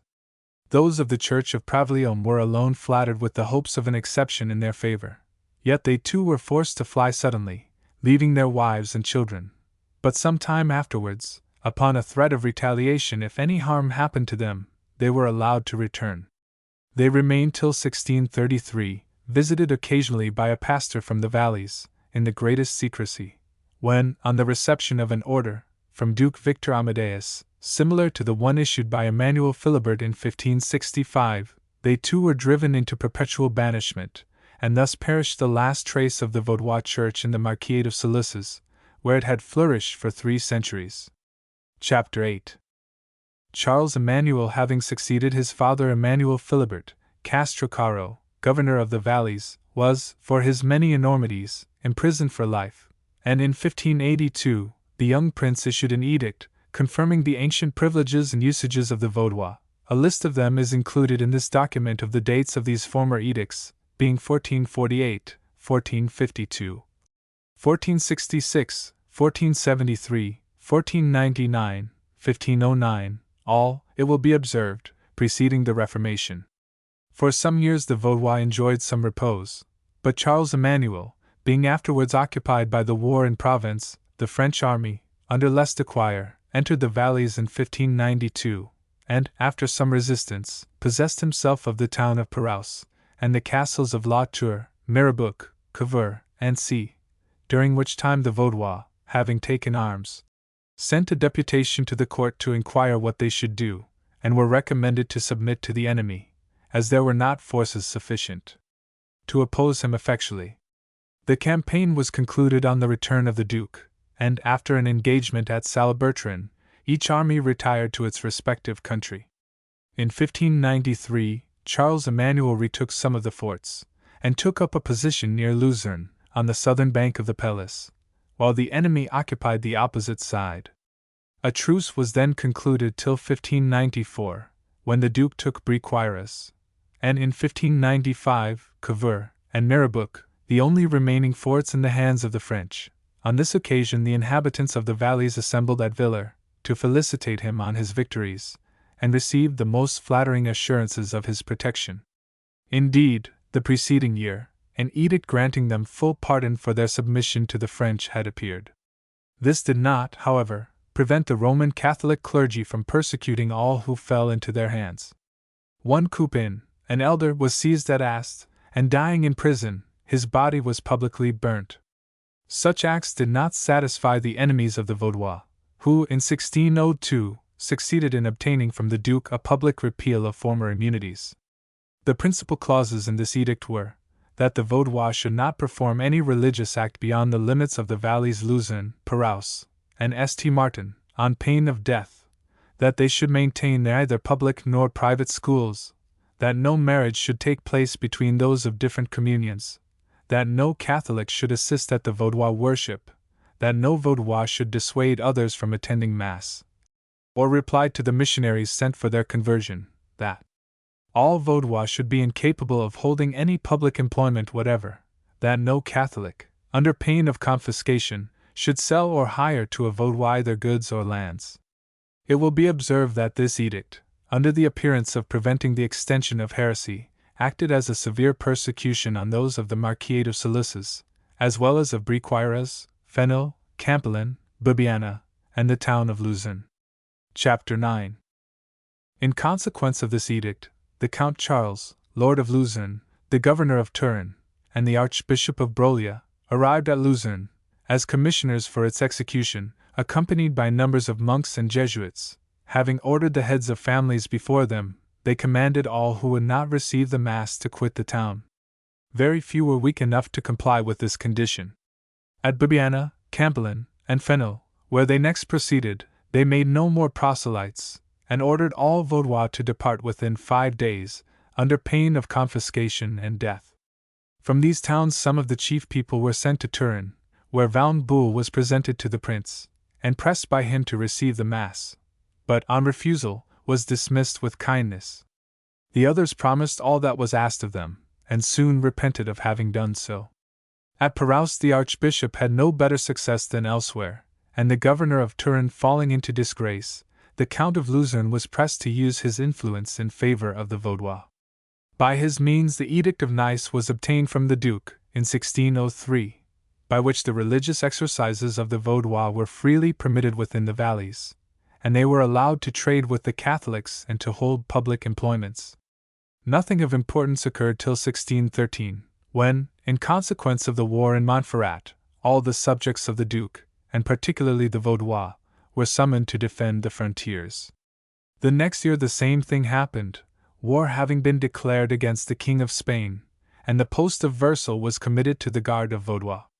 These duties were so well performed as to obtain the marked approbation of the prince, and the assurance that he would not forget their services. The poor ignorant Catholics, among whom they marched in these wars, were so prejudiced against them that they fled at their approach, believing them to be heathens, and that they had one eye in the forehead, and 4 rows of black teeth, with which they used to devour their own children, and those who had the courage to stay in their houses, trembled at the very sight of a Vaudois. In the year 1622 a decree appeared by which the inhabitants of St. were ordered to shut up the church, built there a few years before, and a payment of 6,000 ducats required from the 3 valleys. At the same period Pope Gregory XV granted to the Duke the 10th of all ecclesiastical revenues. In gratitude for this bounty, more vigorous measures were taken against the poor Vaudois. Those of Pravlium were banished by the prefect of Salices, and a great number in the valley of Barcelona, dependent on the Cardinal de Savoy, were driven thence in 1625, and fled into the south of France, or Piemontese valleys. Although the decree only mentioned the church of St. a regiment of infantry, in the Val de Paraus, forced the inhabitants to demolish 6 of their churches, and then made a perfidious attack on St. Germain. The report of this treatment having spread into foreign countries, an ambassador extraordinary from Great Britain arrived at Turin, in 1627, to intercede for the Vaudois. He received a promise that they should not be any longer molested, and returned in October, having recommended them to the protection of some of the nobility. The following year, the French army having shown a disposition to attack the frontiers, the passes were placed under the defense of the Vaudois, who so well defended them that no enemy penetrated into Piedmont. A convent of Capuchin monks was this year founded at Luzerne, by 2 of the noble family of Varenco, lords of that place and La Tour, which has since taken a great part in our history. In 1629, another ambassador came from England, named Carlyle, who earnestly interceded for the Vaudois, and obtained the most honorable testimonies in their favor. But though the court was well disposed towards them, the implacable clergy always found means to evade its benevolent purposes. One of their contrivances was to disperse a great number of monks through the valleys, but these, upon reference to the court, were at this time withdrawn. The Vaudois were also this year again called upon to defend the frontiers against a threatened attack on the part of the French, but a truce having been concluded, it was not till 1630 that the enemy actually advanced by Susa and reduced Pignerol. The inhabitants of the valleys, after some hesitation, consented to submit, on being summoned to do so by Marshal Schomberg, but on condition that no one should be forced to bear arms against the Duke. A violent plague, this year, made great ravages, and most of the pastors fell victims to it. Charles Emmanuel also died about the same time, and Victor Amadeus I, having succeeded him. Peace was signed between Piedmont, Spain, and France, by the articles of which the town of Pignerol and the Val St. Martin were retained by the latter. From this time till the death of Victor Amadeus I, in 1637, tranquillity remained nearly uninterrupted, except by the violent writings of Varenco and the monk Belvedere, which were subsequently refuted by Gillis, pastor of La Tour, and author of the History of the Vaudois. Chapter 10. Before we enter upon the dreadful tragedy which took place in the valleys during the regency of the Duchess Christina, sister to the King of France, which succeeded the reign of Victor Amadeus Winkyface, it is necessary to call the attention of the reader to the state of the valleys at this period. For years, the continual partial and individual persecutions had held them in a state of alarm, even in the midst of peace, and now they had suffered most severely by pestilence, and were reduced to want or poverty by the great scarcity of provisions which succeeded it. After a calm of 13 years, under the Regency, what must have been their dismay to hear that councils, for the propagation of the faith and extirpation of heresy, had been established in all Catholic countries, after the model of that at Rome, and that one was now instituted at Turin, in 1650. This establishment was divided into 2 bodies of supporters, the Archbishop being the head of the male, and the Marchioness di Pianezza of the female, devotees. The eagerness of the ladies engaged in this pious enterprise can hardly be imagined.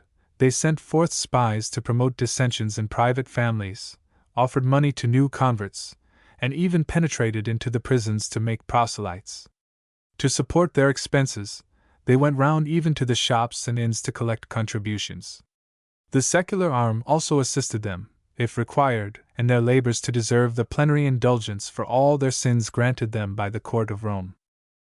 The council of men formed still greater designs, in the execution of which they were indefatigable, and sent spies and missionaries into the valleys, who were always at hand to excite quarrels, rebellion against church discipline, and even to carry off women and children from the Vaudois, and attack the pastors. They cited the principal people to appear before the tribunal at Turin, whence they scarcely ever escaped without having been imprisoned, ill-treated, or nearly ruined. Nay, often were they condemned to confiscation and banishment. Such were the means used by the propaganda to harass the Vaudois. An unfortunate accident happened in 1603, which gave them more power of doing mischief. A convent of monks had been some years established at Villers, when an infamous traitor, whom they had engaged in their service, undertook to excite the Vaudois to expel these missionaries. Having persuaded the wife of the pastor Manget to further the plan, she had influence enough to induce her husband, and 2 others of the name of Pelline, to call an assembly, where this subject was discussed, and the project of Manget highly disapproved of and censured. The wife of Manget made a false report of the decision to the 2 young Pellines, who succeeded that very evening in driving out the monks and setting fire to the convent. It may well be supposed that the inquisitors did not lose so favorable an opportunity, and the fact having been represented in the blackest colors to the Duchess Regent, they obtained 5,000 or 6,000 men, under the command of Count Tedesco, who marched immediately with orders to surprise and burn down the town of Villers. In the meantime Leger, then moderator of the valleys, with the principal members of his own and the neighboring churches, repaired to the chief magistrate at Luzerne, and protesting the innocence of the assembly, and even the parish of Villers, offered to bring the offenders to justice. The Count Tedesco nevertheless proceeded to Villers, and made his attack, but a storm of rain prevented the muskets of his soldiers from going off, and the Vaudois then having given everywhere the alarm, the approach of darkness induced him to return to Luzerne without having accomplished his purpose. The propaganda being thus defeated, had recourse, in 1654, to a still more sanguinary plot for the destruction of the Vaudois, by means of the French army under Marshal Grants. The court of Savoy had offered to provide this army with winter quarters in our valleys, at a much less sum than had been demanded elsewhere. In consequence, the troops appeared before Pignerol, demanding their quarters.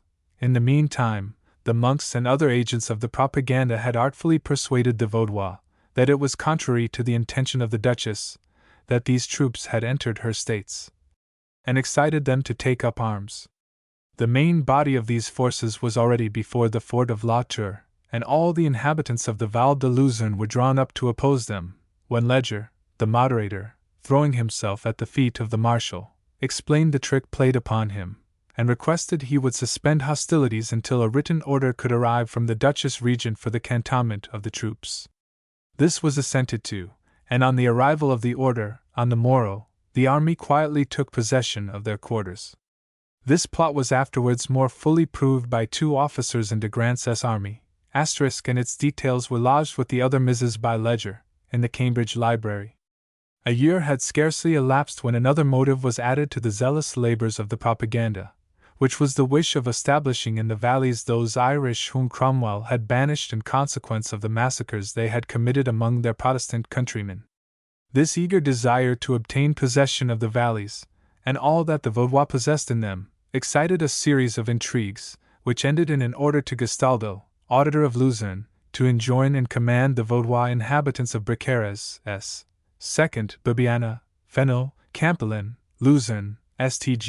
and La Tour, to abandon those places within 3 days, or receive the mass, under pain of death and confiscation of their property. What makes this step still more cruel and unjust, if possible, is, that it took place in the winter of 1654, when Charles Emmanuel II had, by an edict of December 3, just confirmed all their privileges, and in this, and in the one of the preceding year, they were mentioned as faithful and obedient subjects. Nay more, at the very time the lawyers were employed in verifying the original charters, the last decree was about to be enrolled, and the sum of money exacted on these occasions had long been paid. It will easily be imagined that no time was lost in sending deputies to Turin, and trying every means to obtain a mitigation of this dreadful sentence. These deputies were amused by an affected deliberation on their petition, and were referred sometimes from the Duke to his mother, sometimes from the Duchess to the Marquis di Pianezza, and from him to the Propaganda, till they received information on the 16th of April, though they were promised a final audience on the 17th, that the Marquis was already at Luzerne with his forces, and that they had better provide for their own safety. Thus, by a series of base treachery, duplicity, and cruelty, was the way prepared for those dreadful massacres, which have cast so foul a stain on the reign of Charles Emmanuel II. Chapter 11. It was on the 17th of April 1655 that the Marquis di Pianezza entered the valleys with an army of 15,000 men, composed of the troops of the Duke, 4 French regiments, 1 German corps, and 1,200 Irish. On the 18th, this army ravaged the parishes of Estigean and La Tour. On the 19th, they even attacked them in quarters to which the order of Gastaldo, to abandon their possessions, did not extend. The enemy was repulsed, notwithstanding his immense superiority of numbers, and on the 20th, vainly attempted to burn the church of Estigean. In consequence of this spirited resistance, Pianezza had recourse to the most infamous treachery. Having sent to demand a conference, he protested to the deputies that his only object was to enforce the order which had been given by Gastaldo, and that the parishes not falling within it might rest secure of peace, if, in sign of their obedience, they would permit a regiment of infantry and 2 troops of cavalry to be quartered in their territory for 2 or 3 days. The deputies who, unsuspicious of treason, judged of the Marquis by themselves, assented, though M.J. Ledger and some other pastors greatly suspected the measure. The before-mentioned troops no sooner entered than they seized the strong points round each village, and, regardless of entreaties that they would remain in the lower villages, pressed forward to the highest positions. Meanwhile they were followed by the whole army, in divisions, which marched in different directions against Engrania, Villers, and Bobby, and upon the last bulwark of defense, the Pré du Tour. This last force laid the country they passed through waste by fire and sword, and in consequence, the error being now perceived, most of those who inhabited the right of the Val de Luzerne passed the mountains in the night, and took refuge in the Val de Paraus. The inhabitants of the other side of the valley were almost all obliged to remain, having no means of retreat, the passage being completely closed against them. The enemy, after gaining entire possession of the valleys, pretended to have no intention of remaining there more than a few days, and exhorted the Vaudois to recall their fugitive brethren, which some had the weakness to do, trusting to the assurance given them that no harm should befall them.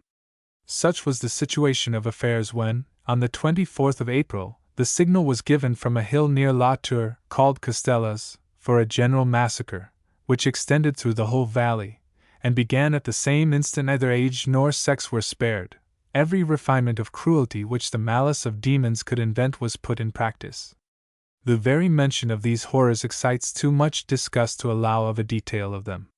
Violation, mutilation, and impalement were mere common atrocities. Many were roasted by slow fires, others cut in pieces while alive, or dragged by mules, with ropes passed through their wounds. Some were blown up by gunpowder placed in the ears and mouth. Many rolled off the rocks, with their hands bound between their legs, among precipices, where they were abandoned to a lingering death. Children were carried on pikes, and women. But let us not dwell longer on these infernal barbarities. They are detailed in Ledger, and the names of many of the sufferers, and the evidence of eyewitnesses there recorded. The number who perished in the Val Luzerne alone amounted to 250, besides children and others, whose names have not been collected, and the men who fell sword in hand, for nearly all the victims of these cruelties were women, children, and old people.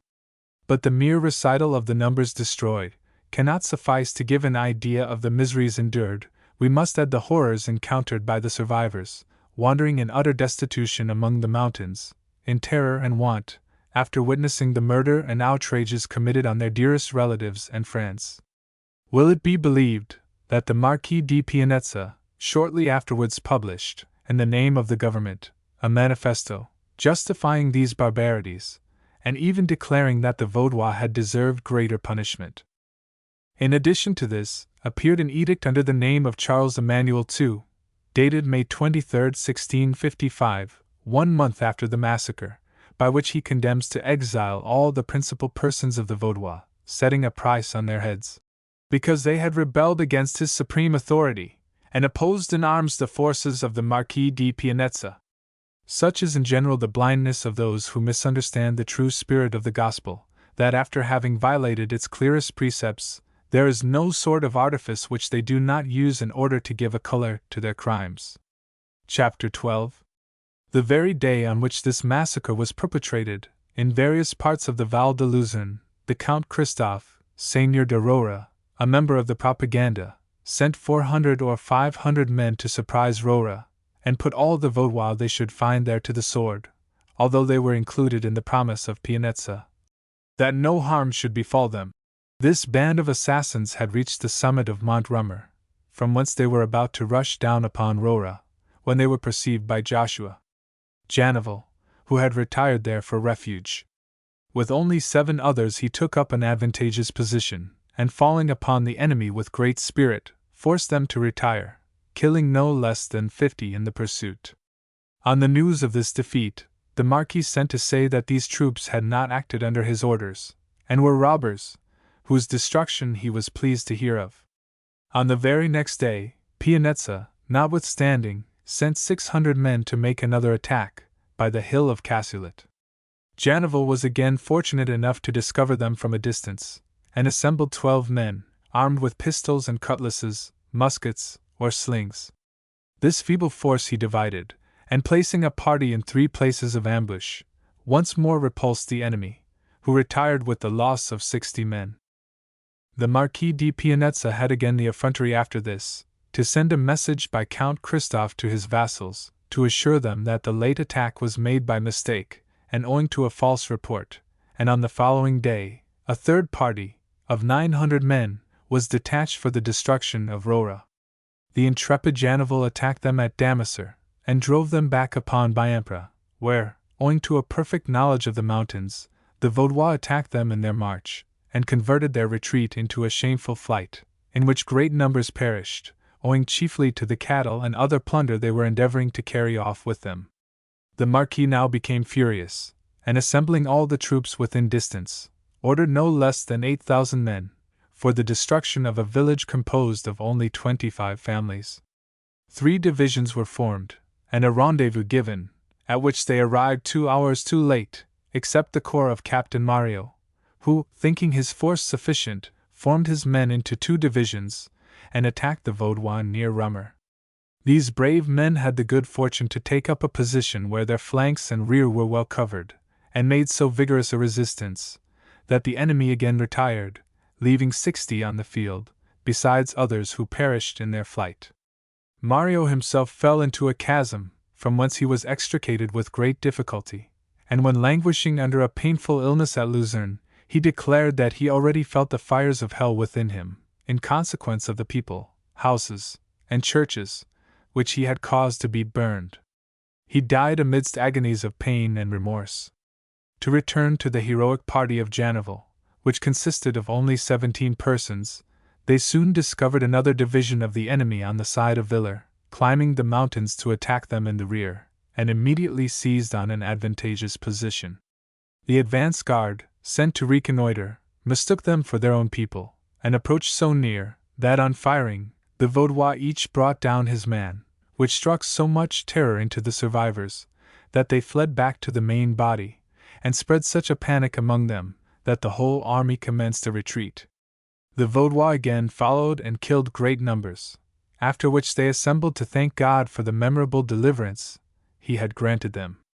3 days after this event, the Marquis de Pianezza, ashamed of such ill success, sent another message to Rora, enjoining every one to go to Mass within 24 hours, if they wished to avoid immediate sentence of death, and prevent their lands being laid waste, and their houses razed to the ground.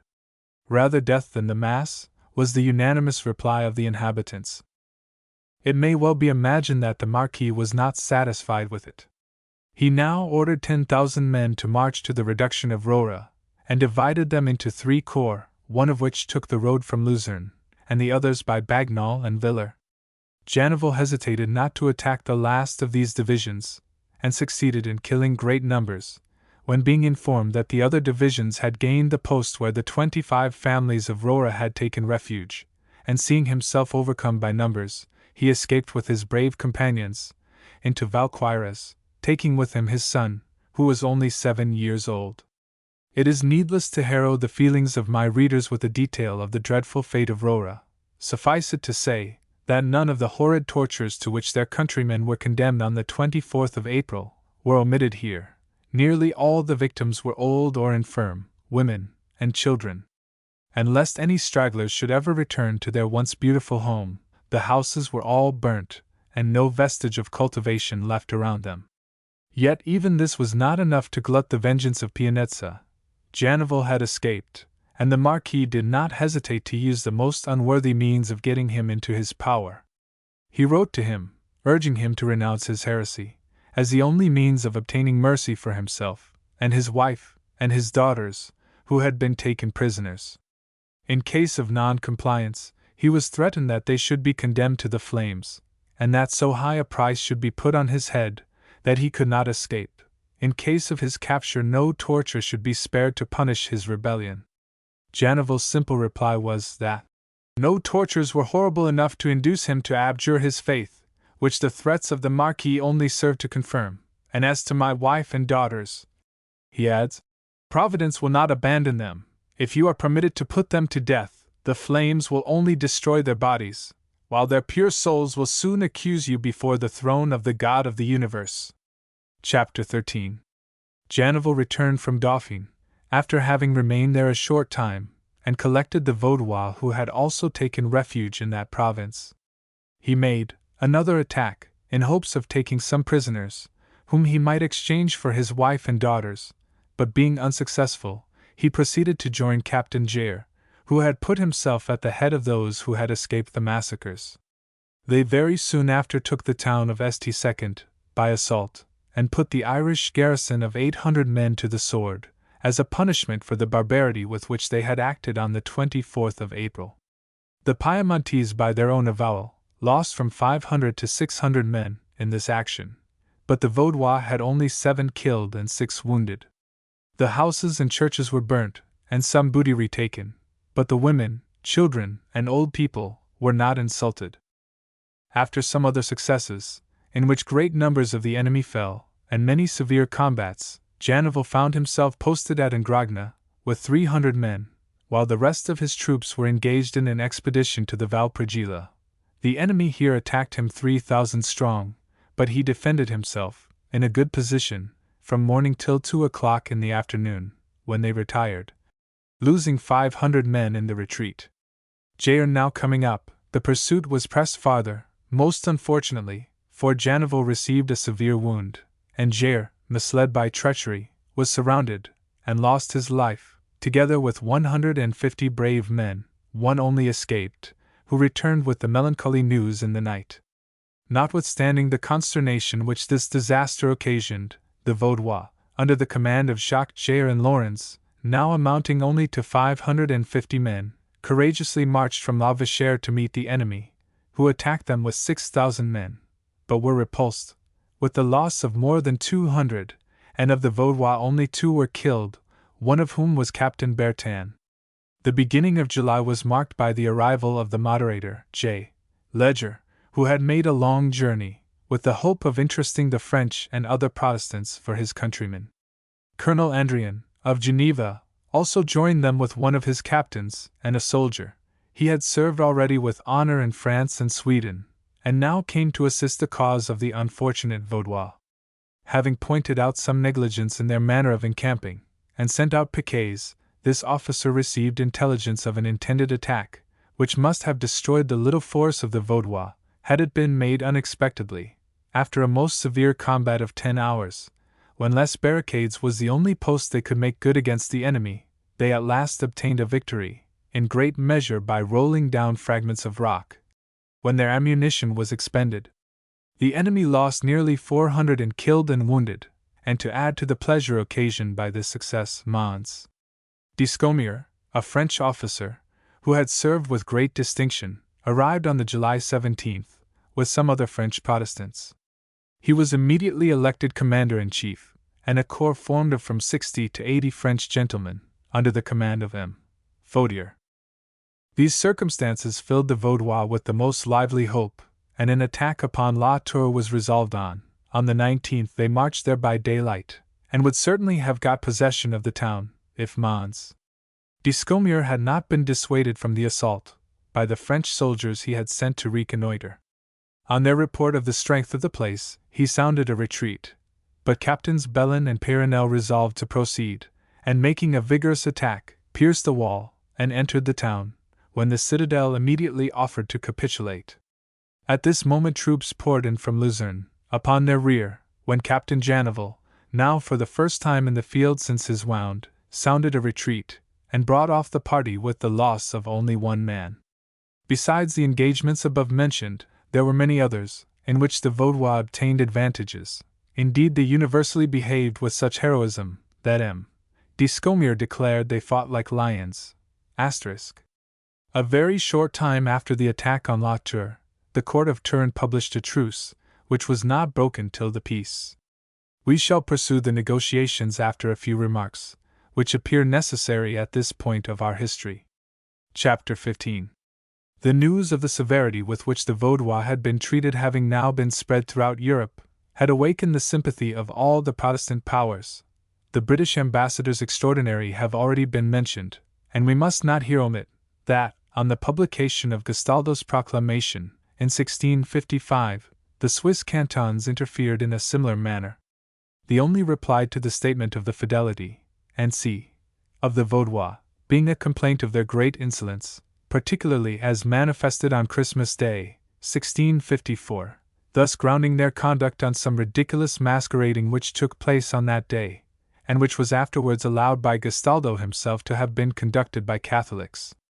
So much for the reasons given for driving the Vaudois from their ancient possessions beyond the three valleys. The further order for the massacre has been, it will be remembered, justified by their self-defense on that occasion, when attacked, even within the bounds assigned for their allowed possessions. On receiving the news of the massacres, the Swiss cantons proclaimed a solemn fast, wrote the most affecting and pressing letters to other powers, and made a general collection for their unhappy brethren, deputing at the same time Colonel de Witt to press their intercession at the court of Turin. This envoy was referred by the court to the Marquis de Pianezza, and, after a vigorous representation of the injustice of the court towards the Vaudois, he returned without having gained his point. The cantons resolved nevertheless to send another solemn embassy, and wrote pressing letters to the United Provinces, and to the Protector of England, entreating these powers to assist them in the defense of their innocent and most undeservedly persecuted brethren. Mons. De Witt arrived at Turin for the second time, in the beginning of July, the period of the successes before mentioned, closely followed by 4 other Swiss envoys. His object was eluded by the court, and the reply given was, that the King of France having offered himself as mediator for these rebels, the affair could not be taken out of his hands. The 4 other envoys arrived on the 24th, and were graciously received. They presented a memorial, justifying the Vaudois, and bitterly complaining of the cruelties exercised towards them, even using the words, "so cruelly oppressed." After many pressing entreaties for an accommodation of differences, a Mons. Grisi, Councillor of State, was sent to the envoys with papers, tending to calumniate the Vaudois, and justify their persecutors. They were allowed, notwithstanding the transactions with the King of France, to go to the valleys, for the purpose of examining into their present state. The next day they accordingly went to Pignerol, then in the hands of the French, and were soon met by the French ambassador, M. Servant, the Count Trucas, the Senator Perequin, the Prefect Ressot, the Prior M. A. Rarenko, and some other agents of the Duke, as well as the deputies from the valleys, at the head of whom was M. J. Ledger, the moderator. Under the auspices of these gentlemen, negotiations of peace were entered into on the 3rd of August, 1655. Chapter 16. On the 18th of August, articles of peace were finally concluded. In the intermediate time, Mons. de Witts had received letters from the English envoy extraordinary, Morland, requesting him to delay the conclusion of the treaty, hoping himself to arrive in time to take part in the business. The details of the negotiations can hardly at this time excite much interest. The agents of the Duke were most imperious in their demands, choosing always to treat the Vaudois like obstinate rebels, and notwithstanding the protestations of these oppressed people, the treaty was entitled a patente de grace, and in the preamble they were represented as culpable in having taken up arms, and said to be pardoned by this sovereign clemency of their prince. The Vaudois, by the second article, were required to give up possession and the right of habitation in the villages beyond the Palace, that is, in Luzerne, Luzernet, Fenel, Campillon, Bibiana, Briqueras, and C. It will be recollected that they were established in all these places long before the House of Savoy possessed any authority in Piedmont. An exchange of prisoners was agreed to. But many there were who never returned to their homes, and many children were detained. The 15th article is singular, as marking the spirit of justice dealt to them, when the non-violation of a right is esteemed a favor. No person of the pretended Reformed religion shall be forced to embrace the Roman Catholic Apostolic faith. Children shall not be taken away from their parents during their minority, that is, the boys before the age of 12, the girls before that of 10. A secret article respecting the demolition of the fort at La Tour was eluded by the court. Chapter 17. Of all the potentates who interested themselves for the Vaudois, Oliver Cromwell showed the greatest zeal. He is known to have said that nothing ever so affected him as the news of the massacres of the 24th of April, and to have declared to the Duke of Savoy that if he did not discontinue his persecutions, he would cause a fleet to sail over the Alps to defend the Vaudois. It is certain that as soon as he heard of the horrors of April and May, 1655, he ordered a general fast and collection for the Vaudois throughout England, Ireland, and Scotland, to which he personally subscribed £2,000. He also wrote to many princes in their favor, particularly to the kings of Denmark, Sweden, and to the States General of the United Provinces, and sent Morland as his envoy extraordinary to the court of Turin, charged also to deliver a letter to the King of France on the same subject. In answer to this, Cromwell was assured that the French troops had been employed without the orders of their court, which greatly disapproved of their interference, and was well content with the fidelity of the French Protestants. Morland, on his presentation at the court of Turin, made a most eloquent and ardent appeal to the Duke, boldly stating the horrible outrages which had been committed, and the innocence of the sufferers. He was well informed of all the facts from M. J. Ledger, whom he had met at Lyons. Yet the court, in the answer to Cromwell's letter, dared to express its surprise that the malice of men had presumed so to misrepresent the mild and paternal castigation of the rebels, as to excite the odium of the other courts of Europe. Besides Morland, Mr. Dooning and Mr. Pell were sent from England to assist at the negotiations, but on finding that the treaty was already concluded, while they had been consulting with the Swiss Protestants, they returned to England and Sir Samuel Morland to Geneva. It was owing to the absence of these gentlemen, as well as that of the Dutch ambassador, that the terms granted to the Vaudois were so unfavorable. Morland, having been informed of the miserable poverty to which almost all the Vaudois were reduced, the want of provisions, and particularly the inability of the pastors to support themselves or to obtain a salary, made such representations as to induce Cromwell to make an order in council, dated Whitehall, May 18, 1658, stating, "That report having been made to us by our Commissioner and Committee for the Affairs of the Poor Vaudois Churches, upon the information relative to the state of the said valleys given them by Sir S. Morland and C. it is ordered that the money, which remains from a collection made for them, shall be applied as an annual stipend, as under. These annual stipends, thus derived from the residue of the subscriptions left in England, which amounted to upwards of £12,000, were paid very regularly until the restoration of Charles II, when that prince declaring that he had nothing to do with the orders of an usurper, or the payment of his debts, the valleys were entirely deprived of them.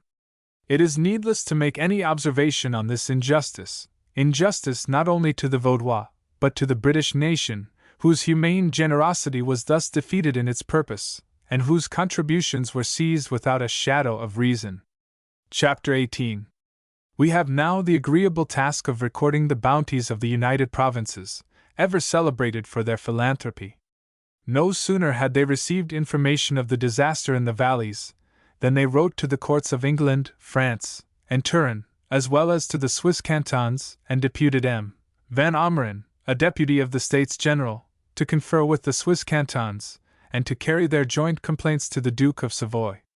In the meanwhile, a general fast, and the order for collections in every town and village, seconded the zeal of the government, and Amsterdam was distinguished by its generous contributions, which furnished our ancestors with the means of rebuilding their houses and churches, and recultivating their land. From the Swiss cantons, M.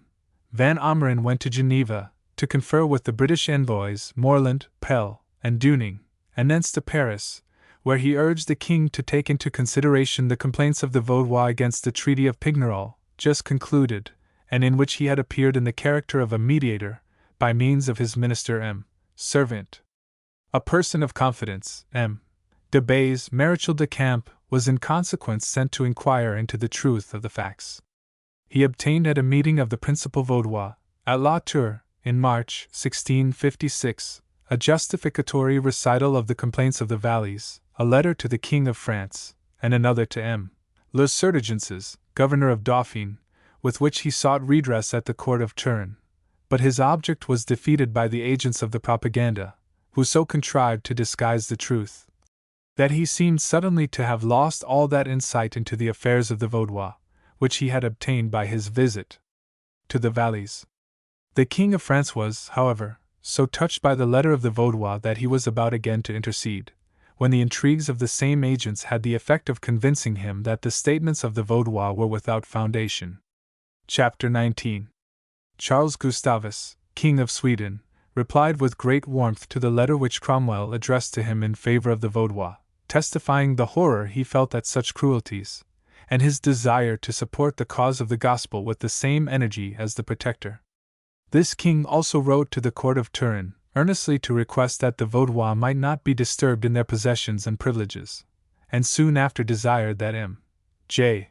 Ledger should be sent to him, that he might receive from him all necessary details, and take efficient measures for the re-establishment of the Vaudois.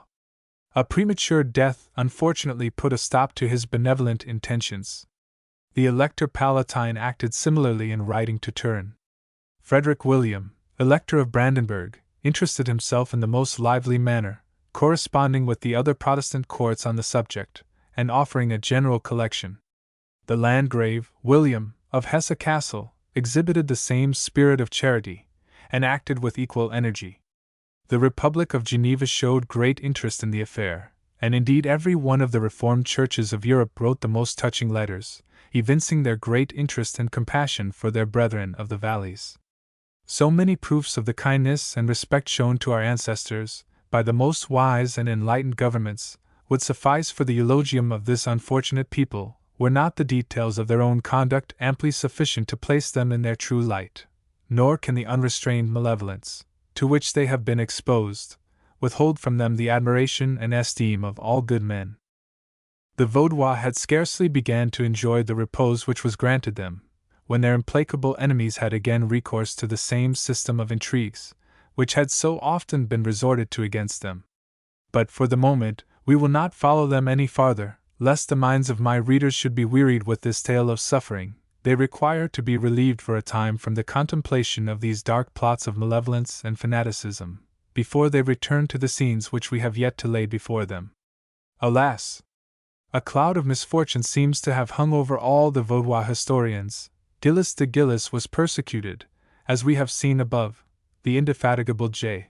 Ledger, the same moderator already mentioned, finished his great work in exile, and died in Holland, and our author, the virtuous Bresse, after experiencing the most cruel injustice at Geneva, was forced by circumstances to establish himself at Utrecht, where he died before the publication of the last part of his work, which it had been the project of his life to accomplish, and to which he had devoted himself since the 16th year of his age.